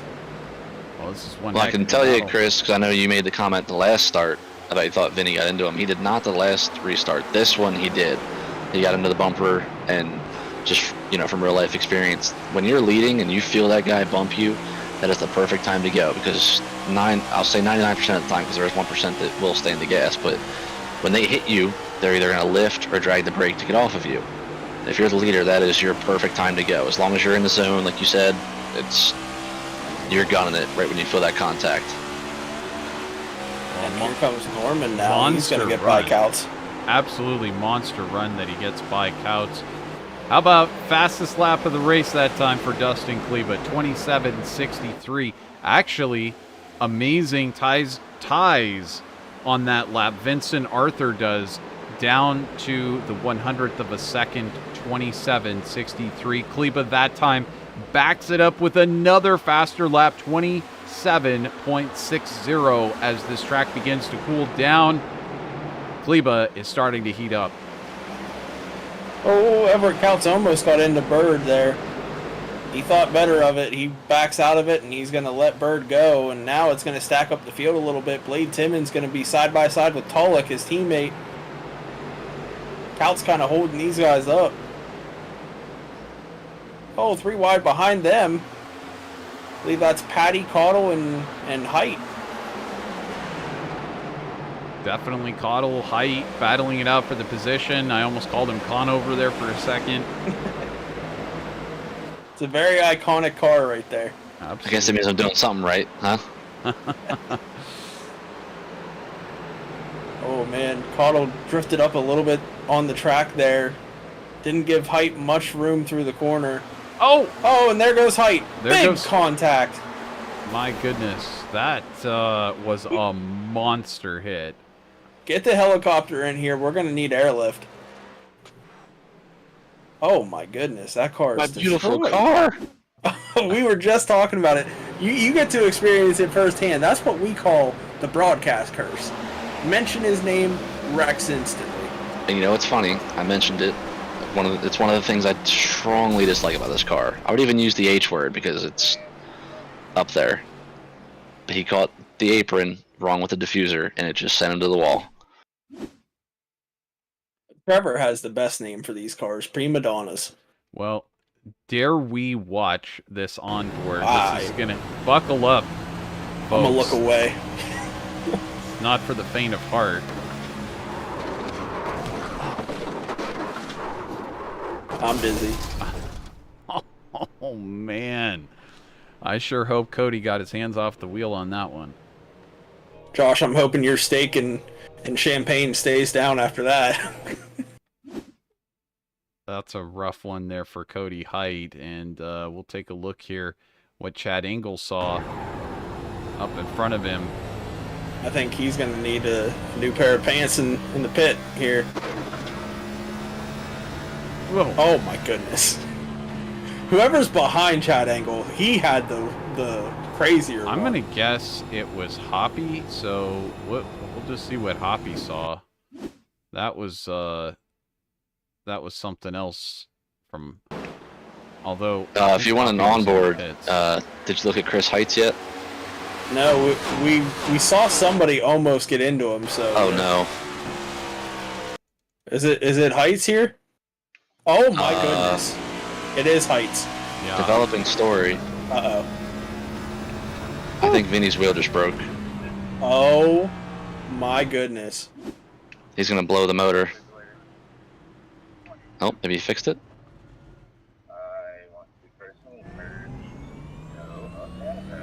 Yep, Oh, can confirm. wow. Wheel glitch. Oh. Now, does he get his spots back here? Oh, wait, he's killing it again. He shut the engine. Well, I think he's trying to cool off the engine because now it's very hot, so he's shutting it off to try to cool down the engine. Yeah, I told him cool it off. That thing's got to be cooked right now, so... Let's watch this as he exits the pits. Something happens to his wheel at some point here. Yeah, you're going to probably see it snap to the right instantly because that's usually what happens when a wheel disconnects. Oh, there Boom. it is. Yep.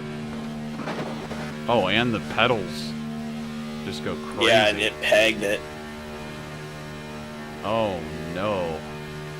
Yeah, you do not want to hear that. And you could see it was at 1997 RPM, so he already lost 3 RPM, I believe. Oh, my goodness me. Whenever he hit the clutch, it said 1997 on that tack, and I think 2000 is the limit you want it to be at. Well, I think down there at Flatline, they're going to be having a chat with their engine builder, trying to figure out exactly how much damage was sustained during that incident. But it's good to see Vincent Arthur back in this race. Wouldn't want to lose championship driver just due to a silly hardware failure like that. But stranger things have happened in the sim racing world, and the show must go on. So with that, of course, we take a look here, and well, it is just under 20 laps to go. And for the final time this season, 20 to go segment presented by Snyder Graphics. Facebook.com/Snyder Graphics, your home for the wraps that you need to cover your car. Look at that Ronnie Norman number 33. It starts in second place. It's fast. It's gotten him into the championship 4. Hey, it was painted by Snyder Graphics, as are several other paint schemes in the field. Make sure to head on over to Facebook.com/Snyder Graphics for your paint scheme. Very affordable pricing and a great part of the NORA family. And we're back under green here. Norman, he elected the outside, but that might not be the right call here. He's going to get put 3 wide there. Oh, he gets turned. Everett counts. Oh, no. And it brings out a yellow. Oh, this is the second time this season that Everett Counts has turned him. Oh, man. rough go of it over there. I think it's taken everything in Ronnie not to go up there and retaliate. Well, we may see some altercation here on pit road. I want front row tickets to that. Give me some popcorn, a soda. Yeah, just blows the corner and gets into his left rear. My goodness.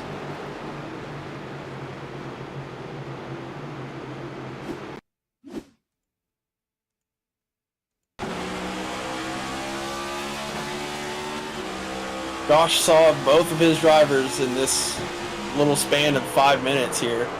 One had his wheel disconnect and the other gets turned by another driver that's under that flatline JRC banner, which might not be for long.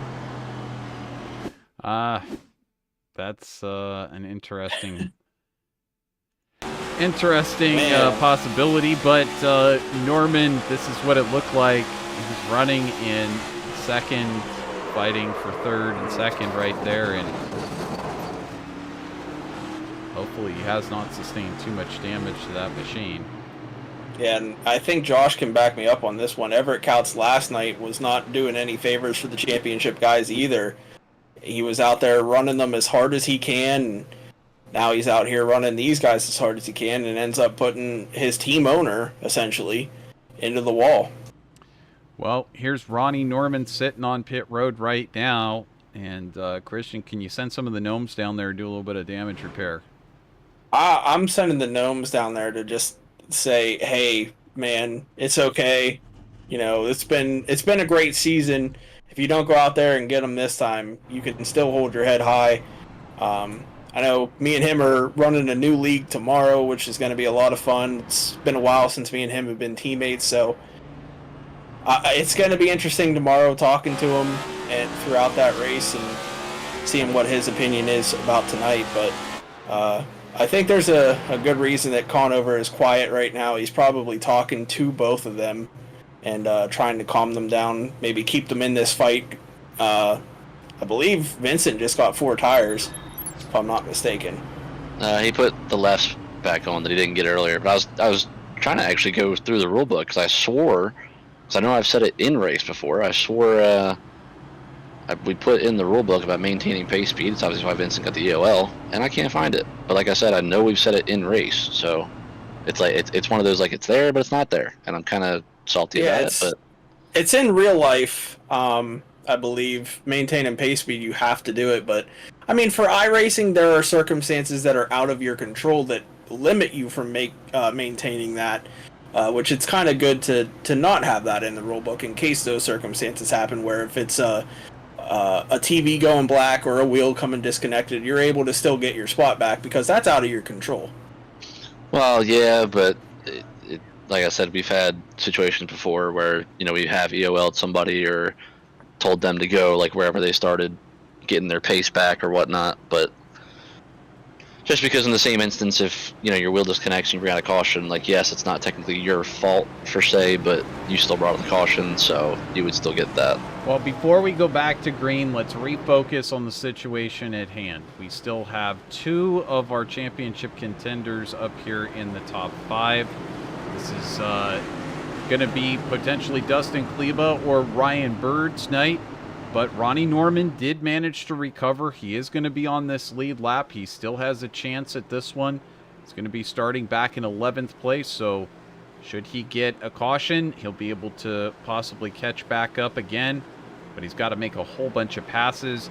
In the meantime, Timmy Harper in place to potentially take a victory. The 42 car's up there. Ryan Patty for Full Send Motorsports is right there. Dustin Kleba with another solid jump on this restart. We're back underway here at Phoenix. And how about Harper? He gave the bumper to Kleba, told him to get going. Oh, Timmons loose. Timmons real loose. What a save.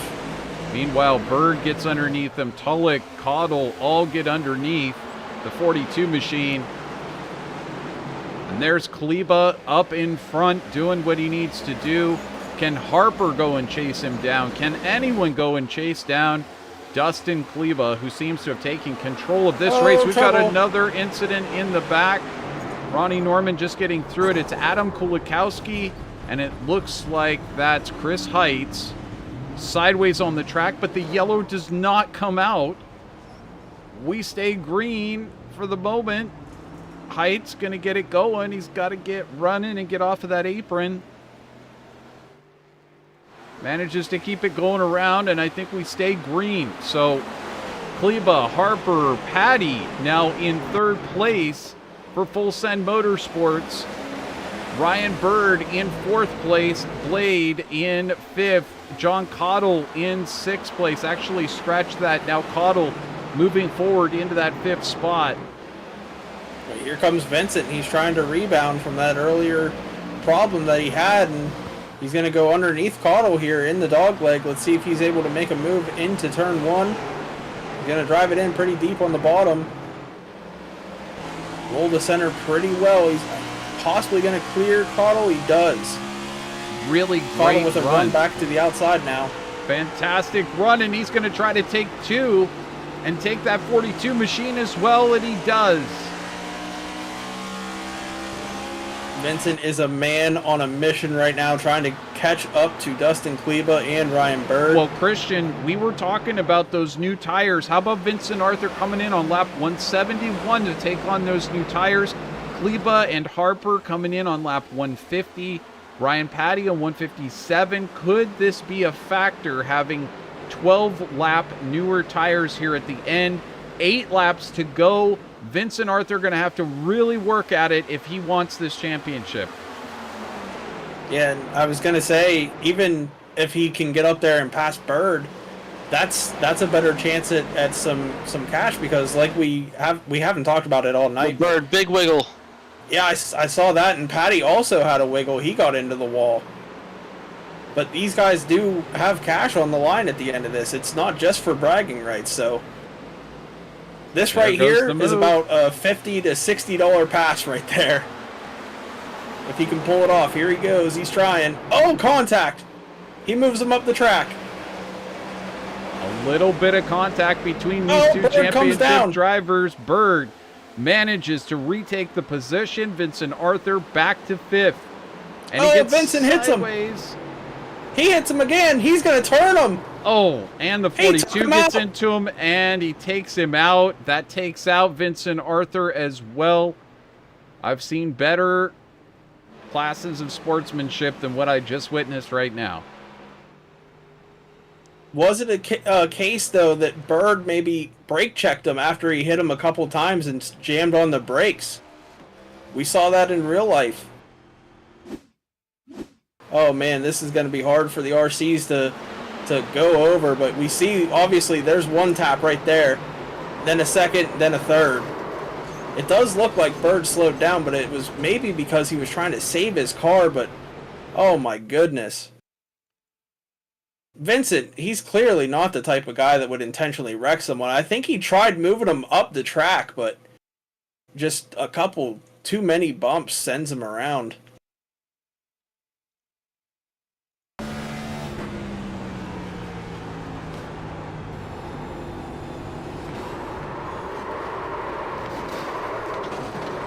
Oh, man.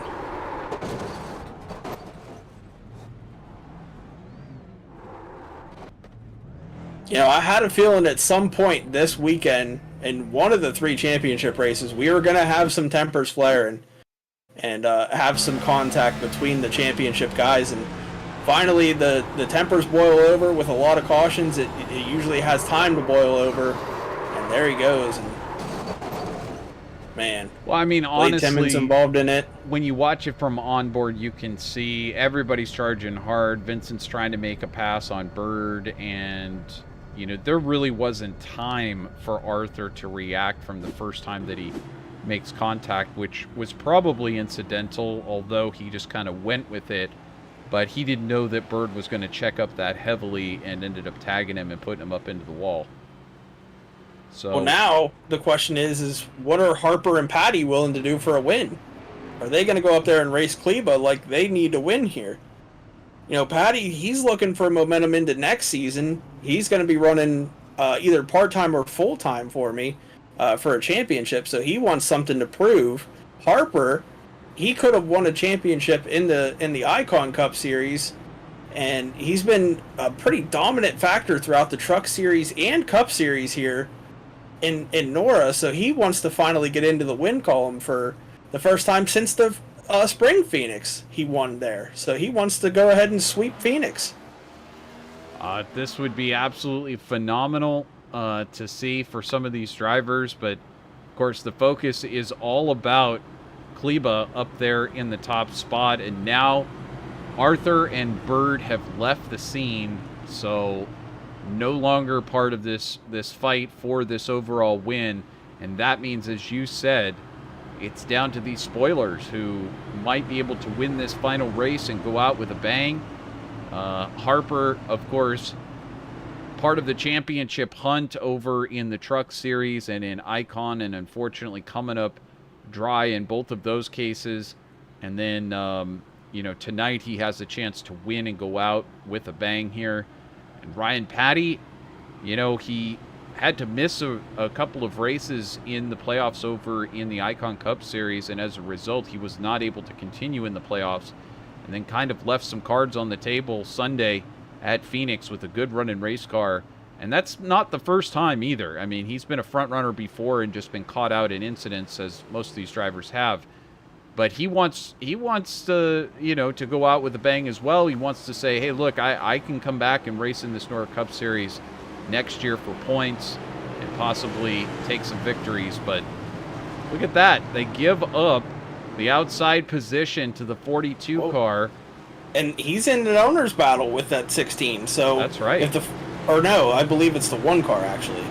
Oh, yes. That's in that owner's battle. Usually the Blade Timmons is driving that number 1 car, but you can see that one, he's in the top 6. He could go up there and get it. Well, and that lets you know how big of a mistake that was also between Bird and Vincent Arthur, too, because Bird in that owner's points battle as well. So it was for a lot, and unfortunately it really cost him. We're back underway with 3 to go. Now 2 to go. Dustin Kleba in charge of this race. Will he win the race and win the owners and the drivers championship? Oh, no. And Patty gets into Harper as Harper gets sideways and calamity ensues. It looked like Patty just got ever so slightly loose there, entering the corner, gets into the right rear of Tim Harper, and this is huge because look at Norman and Bird, 3rd and 4th. They got through it. Arthur up to 7th. Wow, what a change of events.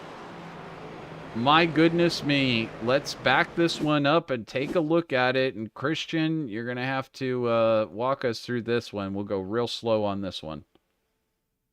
Yeah, we're going to see, Patty made an aggressive move, goes up above Harper, going through the dog leg, puts himself 3 wide. He's going to get loose here as he crosses over that seam, entering the corner. You can see the car already kind of stepping out sideways there. Just ever so slightly taps the right rear of Tim Harper. And then around he goes, heavy into the wall. Blade Timmons involved. You can see Kaut slips by. Look at Norman right here. Does he get involved? Oh, he barely taps him there. Bird goes by. Gets through it clean. Peyton Tulloch, who's in that and then here comes Vincent. Watch this. Oh, right through the middle of it. Wow, what a drive by Norman, Bird, and Vincent to avoid this wreck. If we can ride on board with Norman after this, my goodness. Here's Patty. You see him get loose, tags him just ever so slightly, and it's on from there. But I'm telling you, Norman, Bird, and Vincent had the best view for this. Here comes Norman through it.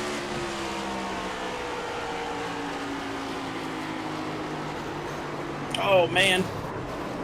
Barely taps him right there. I don't think that's too much. And he's going to get his position back, I believe, and go up there and pass Bird. But then we see what Bird saw here. I don't think he gets any contact through this, but he's got severe damage to his car. Here he goes. Oh, just barely gets scraped on the left or on the right side, I believe. Oh man, have you ever, Trevor? This is crazy. It must be a full moon. It's certainly Championship Tuesday. This is the conclusion of a very long season of race coverage here. And look at Arthur thread the needle. Manages to avoid 4 machines that are in the process of spinning. And what a fantastic run there as Vincent Arthur manages to get it back together. But Arthur up into 7th place. He's managed to recover after all of that. And I Ryan don't think Bird, this is our last overtime. I do not think so. I think we're going to have another one. I have Because no those guys idea. back there, Norman, Bird, Arthur, they're desperate. They're going to make bold moves. Patty is, I think, parked for bringing out his 2nd caution. But can we just talk for a second about the rotten luck that Tim Harper has faced as of recently? It's really unfortunate. The guy was running up there in the top 3, and now, you know, one of the biggest cheerleaders for the NORA Cup Series, who's out there posting on Facebook every single week for Harper Motorsports. And oh my goodness. Oh, are you kidding me? Did you just see who got on the outside of him? Are you kidding me? Well, over in the YouTube chat room, Steven Dombrowski said it the best. Never count out the storm. Stormin' Norman right now on the outside. He's got to have the restart of his life to keep up look with at Vincent. Dustin He's Kleba. laying back. Vincent back in 7th. Yeah, he's laying back a little bit. He's not up on Caudle. He's going to try to time this restart and get a good run. He's got to be careful. They allow a half a car length, and he's got to keep it within that. So he's within that right now, but he's clearly going to try to time it. Let's see if he's able to. There he goes. Oh, big run he gets, but he's stuffed trying to he get hit through on Caudle. John Caudle. He put him 3 wide here. 3 wide just behind, and how about Couts getting by Norman, and then here comes Ryan Bird on the bottom side on Norman. Ryan Bird on the charge. Is he going to be able to get up there and make the pass? Will we make it to the white flag? Vincent Arthur tucks in behind, and Vincent goes for that 3rd position. Again, it's for some money. We make it to the white flag, so this lap will decide the championship for the NORA Cup Series. White flag in Barney the flagman's hands. Just 2 more corners to go for Dustin Kleba. Contact for 3rd. They are racing side by side for that 3rd position, but Dustin Kleba rounds the corner, and the champion has been crowned for 2023. It is Dustin Kleba. Everett Couts in 2nd. And I believe Vincent Arthur will get credit with finishing 3rd here tonight, and will take home 2nd place in the championship. What an amazing turn of events for a number of these drivers, especially Vincent Arthur, who thought his night was done with a broken steering wheel, almost popped his engine, is able to come back and get 3rd. Ryan Bird's got to be happy with the ability to recover himself. And unfortunately, Ronnie Norman goes from 2nd to 7th on that restart. So with that, Dustin Kleba is going to celebrate here a hard-fought championship. You saw it here live, all of you over in the YouTube chat room. Big crowd. Appreciate you all joining us. Breakhard says, congrats, Kleba. Nice job. And indeed you did. We're going to get the final results up here. We'll be back to chat with the top 3, including your new champion, Dustin Kleba. Just stay tuned here on VirtualRacing.Network.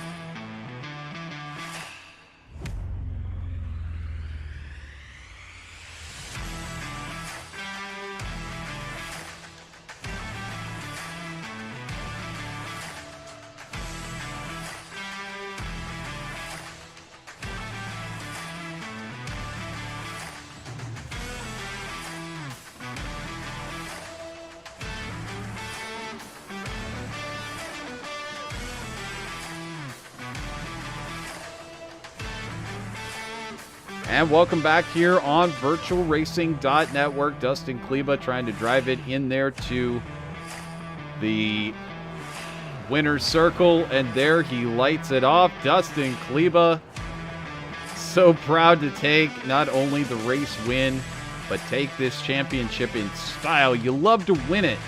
Win the whole thing with a win on the track, and he did it in dominant fashion. It's something we've seen from Kleba all season. What a phenomenal run for Dustin Kleba tonight here at Phoenix Raceway. And KPR Motorsports last night almost taking a championship, and here tonight, same thing. A lot to be proud of over there at KPR between himself and Cody Reeder. Everett Couts finishing in second place. Third place will go to Vincent Arthur, second overall in the championship, and Vincent may be really upset about not winning this championship. In fact, I think he's declined to do an interview post-race, which is unfortunate, but certainly we can understand it's been a rough race for him, but certainly to recover to third is nothing short of a small miracle. So congratulations to him to recover to third overall and second in the championship. Ryan Bird, he'll finish in fourth place tonight, third overall in the championship.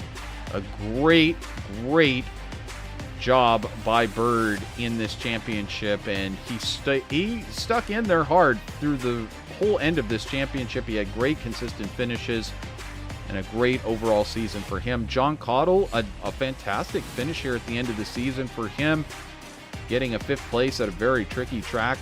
Matthew George, somehow, I don't know, Christian, this has been, how many races in a row has this guy done this? I mean, it's just, he's back there in 10th. I don't know. He got involved in several of these incidents, and then he finds himself in 6th. It's just crazy. But this has been his story all season long. You blink at the end of the race, and then there's Matthew George towards the top 5. Ronnie Norman, what can be said? You know, he had a great race going. He was in second at the restart, and unfortunately, he ends up back in 7th place. Jacob Gladelich, a good run tonight, but ends up back in 8th. Peyton Tulloch ends up in 9th place and will not win the Owners' Championship with that performance. Back in 10th, Adam Kulikowski, our top independent in the field. Ryan Patty finishes this race, sands a front clip on that car in 11th. 12th belonging to Chad Engel. 13th goes to the number 42 machine. Timmy Harper finishing in, 14th. Chris Height in 15th place. Cody Height finishing in 16th place. Blake Hoppy in 17th. Tom Senchek finishes in 18th place. And to get through the final part of this order, 19th going to Cody Reeder, 20th to Joey Stats, 21st belongs to Zach Hollinger. Dakota Hendrickson takes 22nd, and Cameron Thompson, your final finisher, back in 23rd. And with that, we're going to get a chance to speak with, I believe, Everett Couts. You've caught up with second place? No, actually, I was able to talk to Vincent, and we are good for an interview. Josh told me that it might not be a good idea, but Vincent said it's perfectly fine. We can interview him, so I'm going to pull him up. I'll take the interview. I've talked to him many times this season, so I'll catch up with him down here in pit road. Vincent, man, it was a tough race. A lot of cautions, a lot of contact there between you and Ryan Bird. I'm sure frustrations boiled over to a point where there was no coming back, but you come back, you rebound, and you finish third, and you get second in the championship. Still a great finish for you on a great season. Probably the best for you so far with your time here in NORA. So just talk about that and your night here. Yeah, I mean, I could come in here and start complaining about the system, or, this didn't go that way, or the 8/10 slow pit stop I had with 30 to go, but, that's not going to do me any good now. Yeah, just unfortunate. Felt we had the car to beat. It's just hard to pass. Never been a huge fan of this track, but we fired off pretty good and had a lot more speed than I was expecting. So yeah, it played right in my hands. I felt like I was able to be like ballistic for 35 laps before the tires started to fall off, and when that yellow came out, I was like, okay, perfect. And then got a little behind in the pit stop, and then I just needed to try something different. I appreciate Josh Canals being on my box tonight. Helped him last night, so he's returning the favor. And we needed to try something, so we did. Unfortunately, it didn't work out. And yeah, I mean, towards the end there, it was just get all that I could. Obviously, the stuff with Bird. He says he didn't brake check me, but I don't understand how you're going that slow through 3 and 4 if you're not purposely trying to slow up. So, you know, bygones are bygones. It is what it is. It's over. Great year. I mean, to end the season with 11 wins, you know, that's pretty damn good in my book. So, we got a lot of good things to build upon for next year. Cannot thank Pepsi enough for all of their support this season. Red Bull, Exalta, VIP Hard Seltzer for Darlington, and Full Tilt Brewing Company for hopping on for the, you know, first portion of the schedule before they went under. So I've had a lot of really great partners this year. A lot of things have really gone my way, and unfortunately tonight it just wasn't one of them. Yeah, unfortunately tonight it didn't go your way, but like you said, it's been an amazing season. It was an absolute pleasure to call the races this year and call a lot of your wins this year. And for a lot of the time, it was going to be between you and Kleba, and sure enough, Kleba first and you second. So, I mean, if there's one guy that you could, you know, finish second to in a championship, it's got to be Kleba, because I mean, you guys have put on such an amazing show this season, man. And but is there anyone you want to give a shout out to other than the people that you've already shouted out under your first little interview there? Yeah, I mean, definitely congratulations to Dustin. Like you said, I mean, it hits a little different for me because I finished second in a championship to him 2 years in a row, or I guess I finished third last year, but he was my main competition for a couple of years now. So yeah, hats off to him. Congratulations. He's a good guy, really fast racer. So I look forward to racing with him again next year. Yeah, I mean, thank you, Christian. Thank you, Trevor, for all you guys have been doing. It's been really enjoyable to go back and watch these broadcasts. Thank you for letting me come up in the booth every now and again. That's always been a lot of fun. Yeah, thank you to Josh Conover for letting me drive this thing. Man, it's so bittersweet, this one. Yeah, thank you, Dad. Thank you, Grammy, for always staying up watching these things. Thank you, Mom, for always watching them the next day. I know you got work in the morning, but I got a great support system around me. I got a lot of really good people in my life. I got a lot of really good things happening. So, gotta say, I don't think I put this much practice into a race since the real life late model Hickory. So, I think that showed. And next year I definitely know what I need to do during the week to come out firing on all cylinders. So, look forward to next year. And yeah, just thank you guys for doing all you do. Well, we appreciate the kind words, and Trevor wanted to say something there. I just want to say thank you, Vincent. It's been a pleasure, and like you said, you've been up here in the booth with us. You've been a great supporter, a great part of the show, and you know, a lot of those wins that you mentioned were at the end of the season, which really gives you a lot to build on, a lot of confidence to go into the off season and head into next season with. That's how close you were, man. That's how close you were to that championship. I mean, you lost to a really good guy in Dustin Kleba, but as you said, you know what you got to focus on the off season, and you'll come back even stronger next season. Yeah, exactly. And I mean, 11 wins, you can't really be too sad with that. So still a nice payday. So I'll go smiling into the evening. You bet, and you'll get 12 next season, I'm sure. Hopefully. Well, that is Vincent Arthur, and we'll let you get off to celebrate with your team taking second place, and a lot of success there over at Flatline this season. Congratulations. We'll see you next season, my friend. Thank you, guys.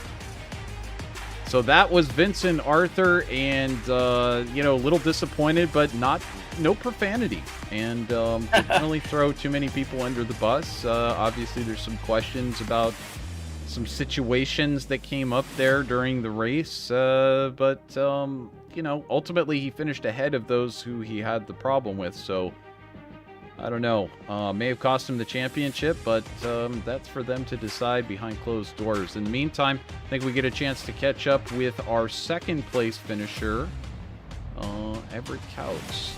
Yeah, I'll pull him up here for you. There you go. So, Everett Couts, welcome to post-race chat here on VirtualRacing.Network. Congratulations snagging a second place out there tonight.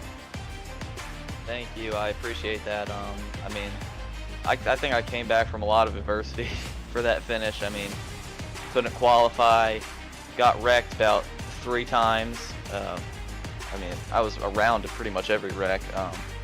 You know, didn't really have that. I had a lot of pace in practice, but I wasn't super strong throughout the first stage of the race. But I actually got like 3 minutes of damage I had to fix, like as the cautions were coming out. I mean, I'm sure you guys were struggling up here. There was a lot of cautions, struggling to find things to talk about. But yeah, I think what's it called?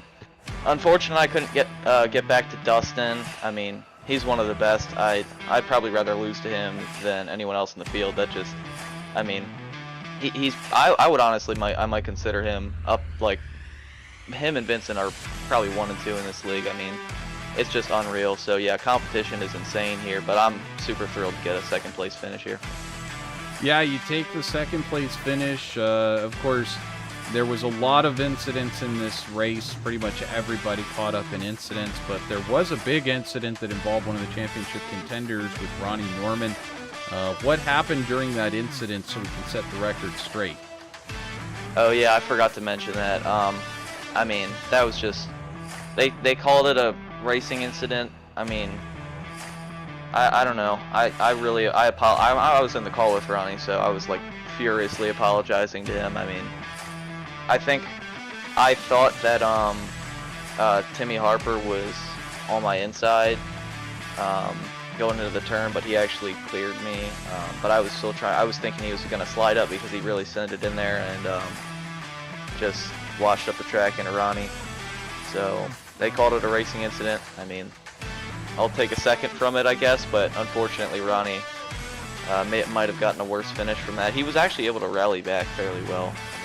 Good job to him. He's a great driver. But, he was, and he actually restarted in second place. We're not really sure what caused him to drop all the way back to 7th after that restart. Probably just a series of issues with other cars trying to pass him, etc. But still, Everett, fantastic race, as you said, filled with adversity. You really had to earn this one. What does it mean to go out here at the end of the season in the finale and take a second place amongst such great competition and right there next to the championship contenders? I think this means just everyone else has to be ready for next year. I mean, I'm definitely gonna, you know, I was kind of taking it easy these races, trying not to create too many bad relationships with anyone else. Might have stirred a few feathers there, but you know, just trying to keep it clean. But next year, definitely going to go for a win here. Try to get in the playoffs early, I think, to win. It's not going to be easy by any means, but I'm definitely going to, you know, try to put more effort into it and hopefully get my spot in the playoffs early and maybe get into the championship 4. Well, certainly you got a lot of races to get one of those wins and win in your end, as you know. So, you know, best of luck going into 2024, and congratulations on taking it here in the end of 2023, taking second place. Who do you want to thank for that run to second? I'd just like to thank, you know, partners. I'm not sure if I'm allowed to say this on air. I'm not really of age, but Mike's Hard Lemonade, appreciate them being on the car. Ronnie Norman, he brought me into this league. I could not thank him enough for that. It's been a blast my entire time here. Also want to thank Josh Conover, giving me the opportunity in Cup here to drive for his team. Hopefully going to be coming back next year. I haven't really talked with him about that, but I mean, I'd like to just be racing in Cup in general. So, you know, I really appreciate him giving me this opportunity to get experience here, get to know these guys. And yeah, also like to thank just everyone on Flatline. It's been a blast. They've been really nice and supportive to me, and yeah, appreciate it a lot. Well, Also, oh sorry, I don't mean to interrupt you. I really appreciate y'all putting on these broadcasts. I mean, they're amazing. I watch every single one of them. I try to donate when I can, but I don't exactly have a job right now, so I'll try to help you guys out when I can. But I really appreciate y'all doing these. They're amazing broadcasts. Well, we appreciate your support. We appreciate you thanking us, and of course these broadcasts are paid for, and of course that comes out of Ronnie Norman's pocket this season. Next season, going to try to get together some sponsorship to cover the broadcasts, etc. So, but we do appreciate those contributions. Of course, they go straight into the overhead to run these things. But thanks a lot, Everett, and best of luck in the off season and headed into 2024. Yes, sir. Looking to have another good season. I bet you will. So that is Everett Couts, who takes second place here in the finale in the desert in Phoenix for the 2023 NORA Cup Series. And with that, we now get a chance to bring in our final interviewee of the evening, and it is none other than Dustin Kleba for KPR Motorsports. And, you know, I neglected earlier, Dustin, to even mention this guy's name, this other guy's name. I said Cody Reeder was up there for the championship, etc. But how could I forget Jared Wishon coming in and just absolutely torching the field for KPR Motorsports? What a fantastic team over there, and what an amazing win by yourself. Absolutely dominant display tonight. Yeah, thanks guys. I appreciate it. I'll be honest, this was probably one of my worst races I've ever done. I made it so hard on myself. I mean, I was just telling Vincent, I feel like I put in about 1,000 laps this week, just trying to get my head around this place. This is the first time I've raced this car at this track. I didn't start earlier in the season, so this is my first trip here. So I wanted to make sure I came into the night knowing that I did everything I possibly could to get the W, and yeah, we hung in there. That first penalty, I overshot my box. I knew I was going to come out close to first, probably come off second, so I pushed the speed limit just a hair. And typically you can get more than, I mean, you can usually go 3-4 miles per hour over the speed limit as long as you just hang on, just brake right at the end. And I went over by like 3 miles an hour, I think, and got busted. And just thinking back on it, probably wasn't worth pushing it there. Should have just came off second, but that put us back to the back of the pack there the first time, and then dodging all the wrecks, getting up to the front, and then just a blatant bonehead move of changing lanes before the restart, and just got in my head too much there early in the race, and was able to go back to the end of the field there again and make our way towards the front. And it was tough, man.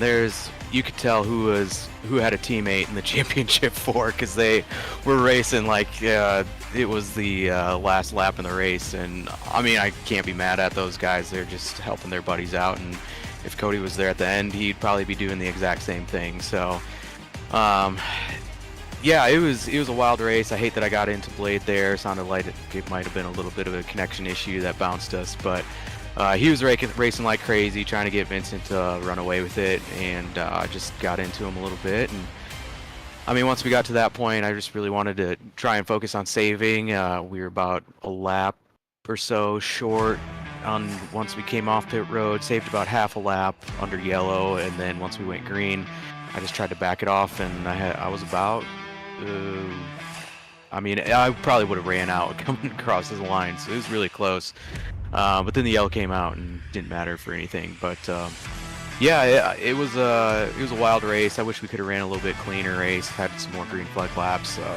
Hate it for the audience that had to watch us pace around there for a majority of the race. But congrats to the other championship guys. Wish we could have ran together more. It just seemed like all of us we were trying to shoot each other. Everyone was trying to shoot themselves in the foot.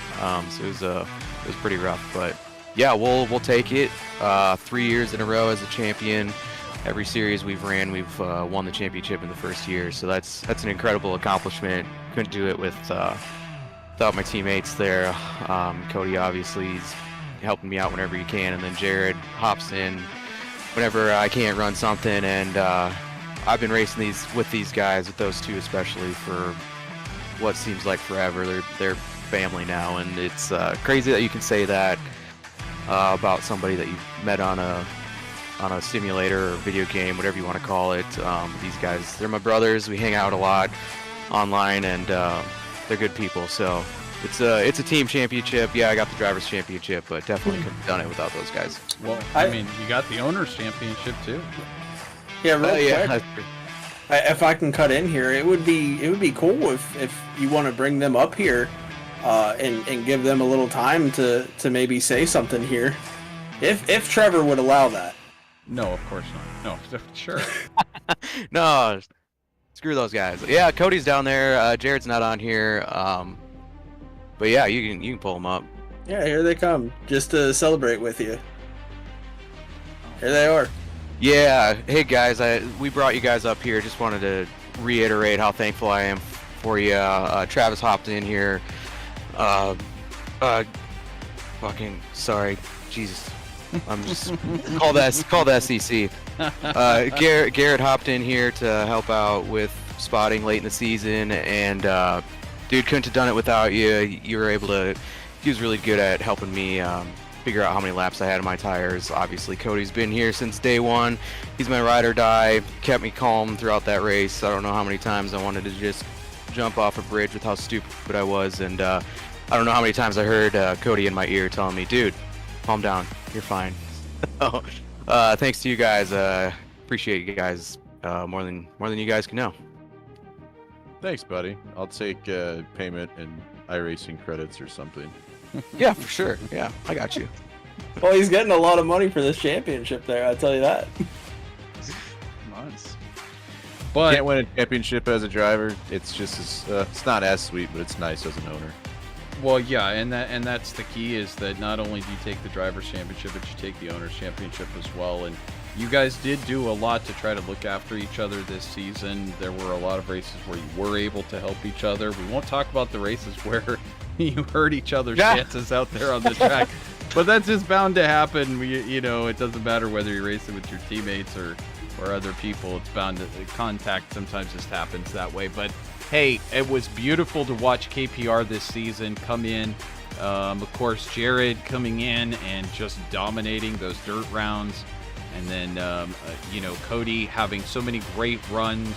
But then also over the truck series, Cody so close to the championship, right there at the very end. And then to be able to close it out here, Dustin, with a dominant display at the very end. I mean, Dustin, if you didn't lose that lead there tonight, there was nobody that was going to beat you. I mean, with you in clean air, it was a done deal. So, I mean, just a beautiful display from you guys all in your various disciplines in the trucks, and then here, wonderful racing from all of you guys at KPR. Yeah, for sure. I mean, the Owners Championship means a lot. Cody and I, like I said, we've been together since day one, and we've always just kind of owned the fact that we've always been good at team racing and working as a team. And it's hard for me to say that KPR is a team, because it truly is a brotherhood and a friendship. Like we didn't just go out and find a good driver and be like, hey, let's go kick some people's butts in other leagues because we're both good drivers. Like, we just literally found each other in a lobby and was like, oh, you're from the Plains? I'm from the Plains. Cool, you like racing? I don't have a lot of friends that like racing. Do you? No, I don't either. All right, cool, let's hang out. So, and I mean, it's literally been like that since day one. And just to see Cody progress as a driver through the past couple of years, like, I mean, 3-4 years ago, the dude was helpless. Like, I love you, bro, but you were helpless. You were good, but I mean, he's just matured as a driver. It's good to watch and fun to watch. So, like I said, we aren't a team. We truly are a friendship. Even once we hang up the hat, if we ever do, like, we will always be KPR teammates. Yeah, for sure. I mean, I was in the guy's wedding, and Dustin, if I ever divorce my sweet Kayla, then you'll be in my next wedding. Yeah, I appreciate that. I might have to get married just so we can be in each other's wedding again. Yeah. Why don't you just get married to each other? Well, You know, I we didn't want thought to make about the it. announcement here. Yeah. Oh yeah. They sort of are with this team. They may fight a lot, but they also win together and support each other. It's beautiful. Yeah, I will Oh, say trust me, we I know. we wrecked each other a lot, but it's like when we did that, we passed each other's luck to each other because we never lost a race. We wrecked each other, so it's kind of cool. That's right. Interesting. Yeah, Well, I I hate guess barging in on that's- your championship interview, man. You're good. Well, just to close this one out, Dustin, it was an amazing run through the field, up and down. You managed to close this one out in stellar fashion and take, again, the drivers and the owners championship. It doesn't get any better than that. You came in part way through the championship this season, and of course, we expect that you'll be back next season for the full thing. There's a lot of drivers that have circled this and said, okay, Dustin may have gotten it this season, but I'm going to come back twice as hard next season. Vincent's already said, I know what I have to fix. I know what I'm going to change for next season. What are your thoughts going into next season? And, I mean, if this field comes back even stronger, what are you thinking about the competition here in the NORA Cup Series? Yeah, for sure. That's a great point, and it's why I focused so hard on this season because of next season and just seeing the talent that came in late this round. I mean, you look at Ryan Bird, he came in late and was still able to hit the top four. His teammates, Tom, he was fast right off the bat, and they just got better every single race that was coming around. So, yeah, competition is going to be a lot more stiff next year. It's going to have to be on your A game. For now, we're not going to worry about that next season. We're going to enjoy the off season, do some fun racing, thinking about starting a league of my own just to do something in the off season and have some fun and really get back to the roots of just, not worrying about points, just going out there and hanging out with your dudes and making some left turns. Well, that sounds fantastic, and we wish you the best with yourself and Cody and everybody at KPR and all your buds, and enjoy this off season, celebrate, take that money and do something fun with it, and we'll look forward to seeing you out there again next season trying to tear it up and go for another consecutive back-to-back championship. Yeah, for sure. Thanks, guys. Just want to shout out my family. I know I had a couple of extra family members watching tonight, so they're still hanging around. I know it's past my bedtime, so it's definitely past their bedtime. But just can't thank them enough for having them support me in this hobby that just sounds absolutely ridiculous. Have you ever tried to explain to somebody that's not a race fan what this is? Like, it is. Yep. It's not easy. Nope. It's like it's a simulator, but competition is real. Right. Yeah, it's rough. So the fact that I have a family that knows my passion and supports me through it is great. But yeah, if anybody out there has a real car and wants to see a guy that's good in a simulator, check out a real car. Shoot me a message, and I would love to chat. Well, we'd love to hear more about that when it happens. So, Dustin and everybody over there, KPR and your family, everybody enjoy it. You've got another one in the bag here in NORA, and with the way that everybody's going to refocus on next season, you've got a lot to be worried about for next season. So enjoy this off season, my friend. Yeah, sounds good. Thanks, guys, and thank you guys too for a great season. This league wouldn't be anything without you guys, so hope to hear you are coming back next season and we get to enjoy another 37 races. That'd be great. Thank you so much, Dustin, and good luck. Thanks, guys. So that is Dustin Kleba and the rest of KPR for the most part, which is Cody Reeder.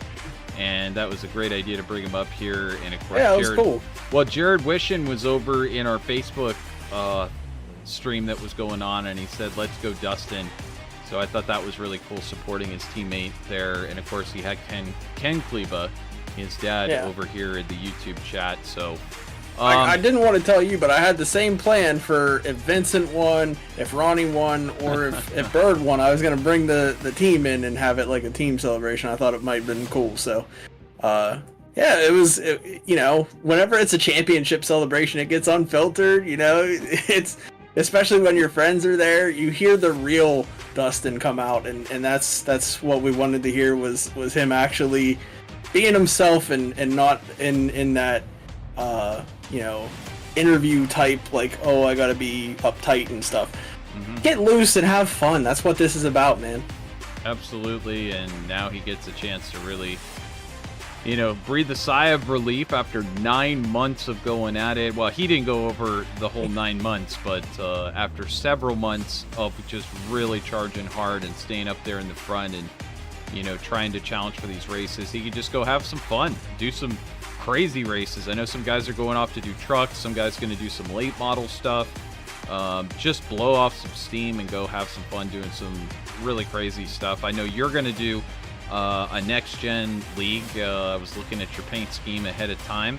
That sounds like fun, and certainly we hope everybody who's out there has a wonderful time in the off season. And I know Nora is planning to potentially do some races in the off season, but if you're a racer, you're looking to get in for the 2024 season, this is the perfect time. Whether you want the trucks or the Cup Series, make sure to head over to the Facebook page, send them a message, or go through iRacing and look up the league on iRacing and try and apply. There is a Discord for NORA, so you can get involved there as well and get into the fold and get part of this series. It's a fantastic one, and again, going to be going into the 6th season next season, so a league that keeps getting better and better. And Christian, final thoughts on NORA in 2023? This was the best season I've been a part of. It was a privilege to be up here in the booth for a lot of truck races and a lot of cup races, and I wish I was out there racing for the majority of the season, but Ronnie, he paid for one commentator this season, and I told him, that's going to be too rough on Trevor. I think I need to jump up there and help him. If I have to take a pay cut, so be it. And it was so worth it to just be up here and be able to help you. Even though the pay wasn't great for NORA, it was still a lot of fun to be up here and call this season with you. And I can't wait to run next season now that my health is a little bit better. So yeah, I can't wait for what the future holds. Hopefully I'm able to stay around with VRN for other leagues and get to call those, and can't wait for what the future holds. Absolutely. And again, you had to sit out on the sidelines, and it was like you were hoping to get back in so many months ago, but probably good that it gave you a long chance to recover from the health things. And in the meantime, now you get a real chance to come back next season after getting to fulfill your dream of the commentating of NORA. You get to go back in there and really challenge next season, and that will be a great blast. And we wish you the best of luck in your pursuit of a championship in the Truck Series, my friend. Yeah, thanks. And that's going to be the goal, is to win the championship. And I told you, if you do win it, you win the championship, I'm getting a gnome tattoo with full send, either full send or Snyder graphics, your choice. Oh man, the motivation has risen 20 times now. All right. Well, that being said, of course, the biggest stars of these broadcasts, if everybody is still tuned in, which I assume many of you have tuned out by now, but thank you so much to everybody who does tune in each and every week. You're the superstars. You join us live, you chat, you root on your favorites, you like the videos, and we know that we're not just talking to ourselves, that a lot of people love watching this NORA Cup Series action and the NORA Truck Series action. So without you, we would be nothing. And also, while we're at it, if you want to say thanks to somebody, say thanks to Ronnie Norman, who chased us down and said, would you be willing to cover both of these series for us? And we said, sure, we would. And he has fronted the bill each and every week, exceptions of the week just being the ones that were sponsored, where a little bit of extra money was able to change hands and he didn't have to foot the whole bill. If you want to sponsor the NORA Cup Series or the NORA Truck Series, so many different opportunities will be available next season. So make sure to get in touch with NORA. You can participate at the series level, at the race level, get your favorite charity involved, get awareness out there, get your own personal business. It's a great way to get some extra eyeballs on your personal business out there. Just a lot of fun to be involved with these NORA Cup and Truck Series. And thank you again to all the fans, the competitors who put on a great show each and every week, and of course, also the admins who do that great job each and every week, Josh Conover and Nick Geilis, and numerous others who participate, including Christian, who do a lot behind the scenes, and they never really get fully thanked for it. But without you, all this would not happen. It takes a whole team to run this kind of a show. So with that, I'm going to close this one out. It's been a fantastic series to cover. Dustin Kleba, what a class show. He sets the benchmark for everybody to hit in 2024. Vincent Arthur, you can hear that tone in his voice. He wanted that championship so bad, but he'll be back next season along with Dustin Kleba. And I'm sure Ryan Bird, his late Apex Racing teammates, and all the flatline drivers, it is going to be a fantastic series next season. Make sure to be watching the NORA Cup Series or participating next season. So, on behalf of Christian Snyder, myself, Trevor Greenfield, and everybody here at the NORA Cup and Truck Series, we wish you a great off season. We'll see you next season here for the NORA Cup Series. Until then, have a wonderful rest of your year. Enjoy the holidays and be thankful and merry. Love everybody while you can. Bye-bye, everybody.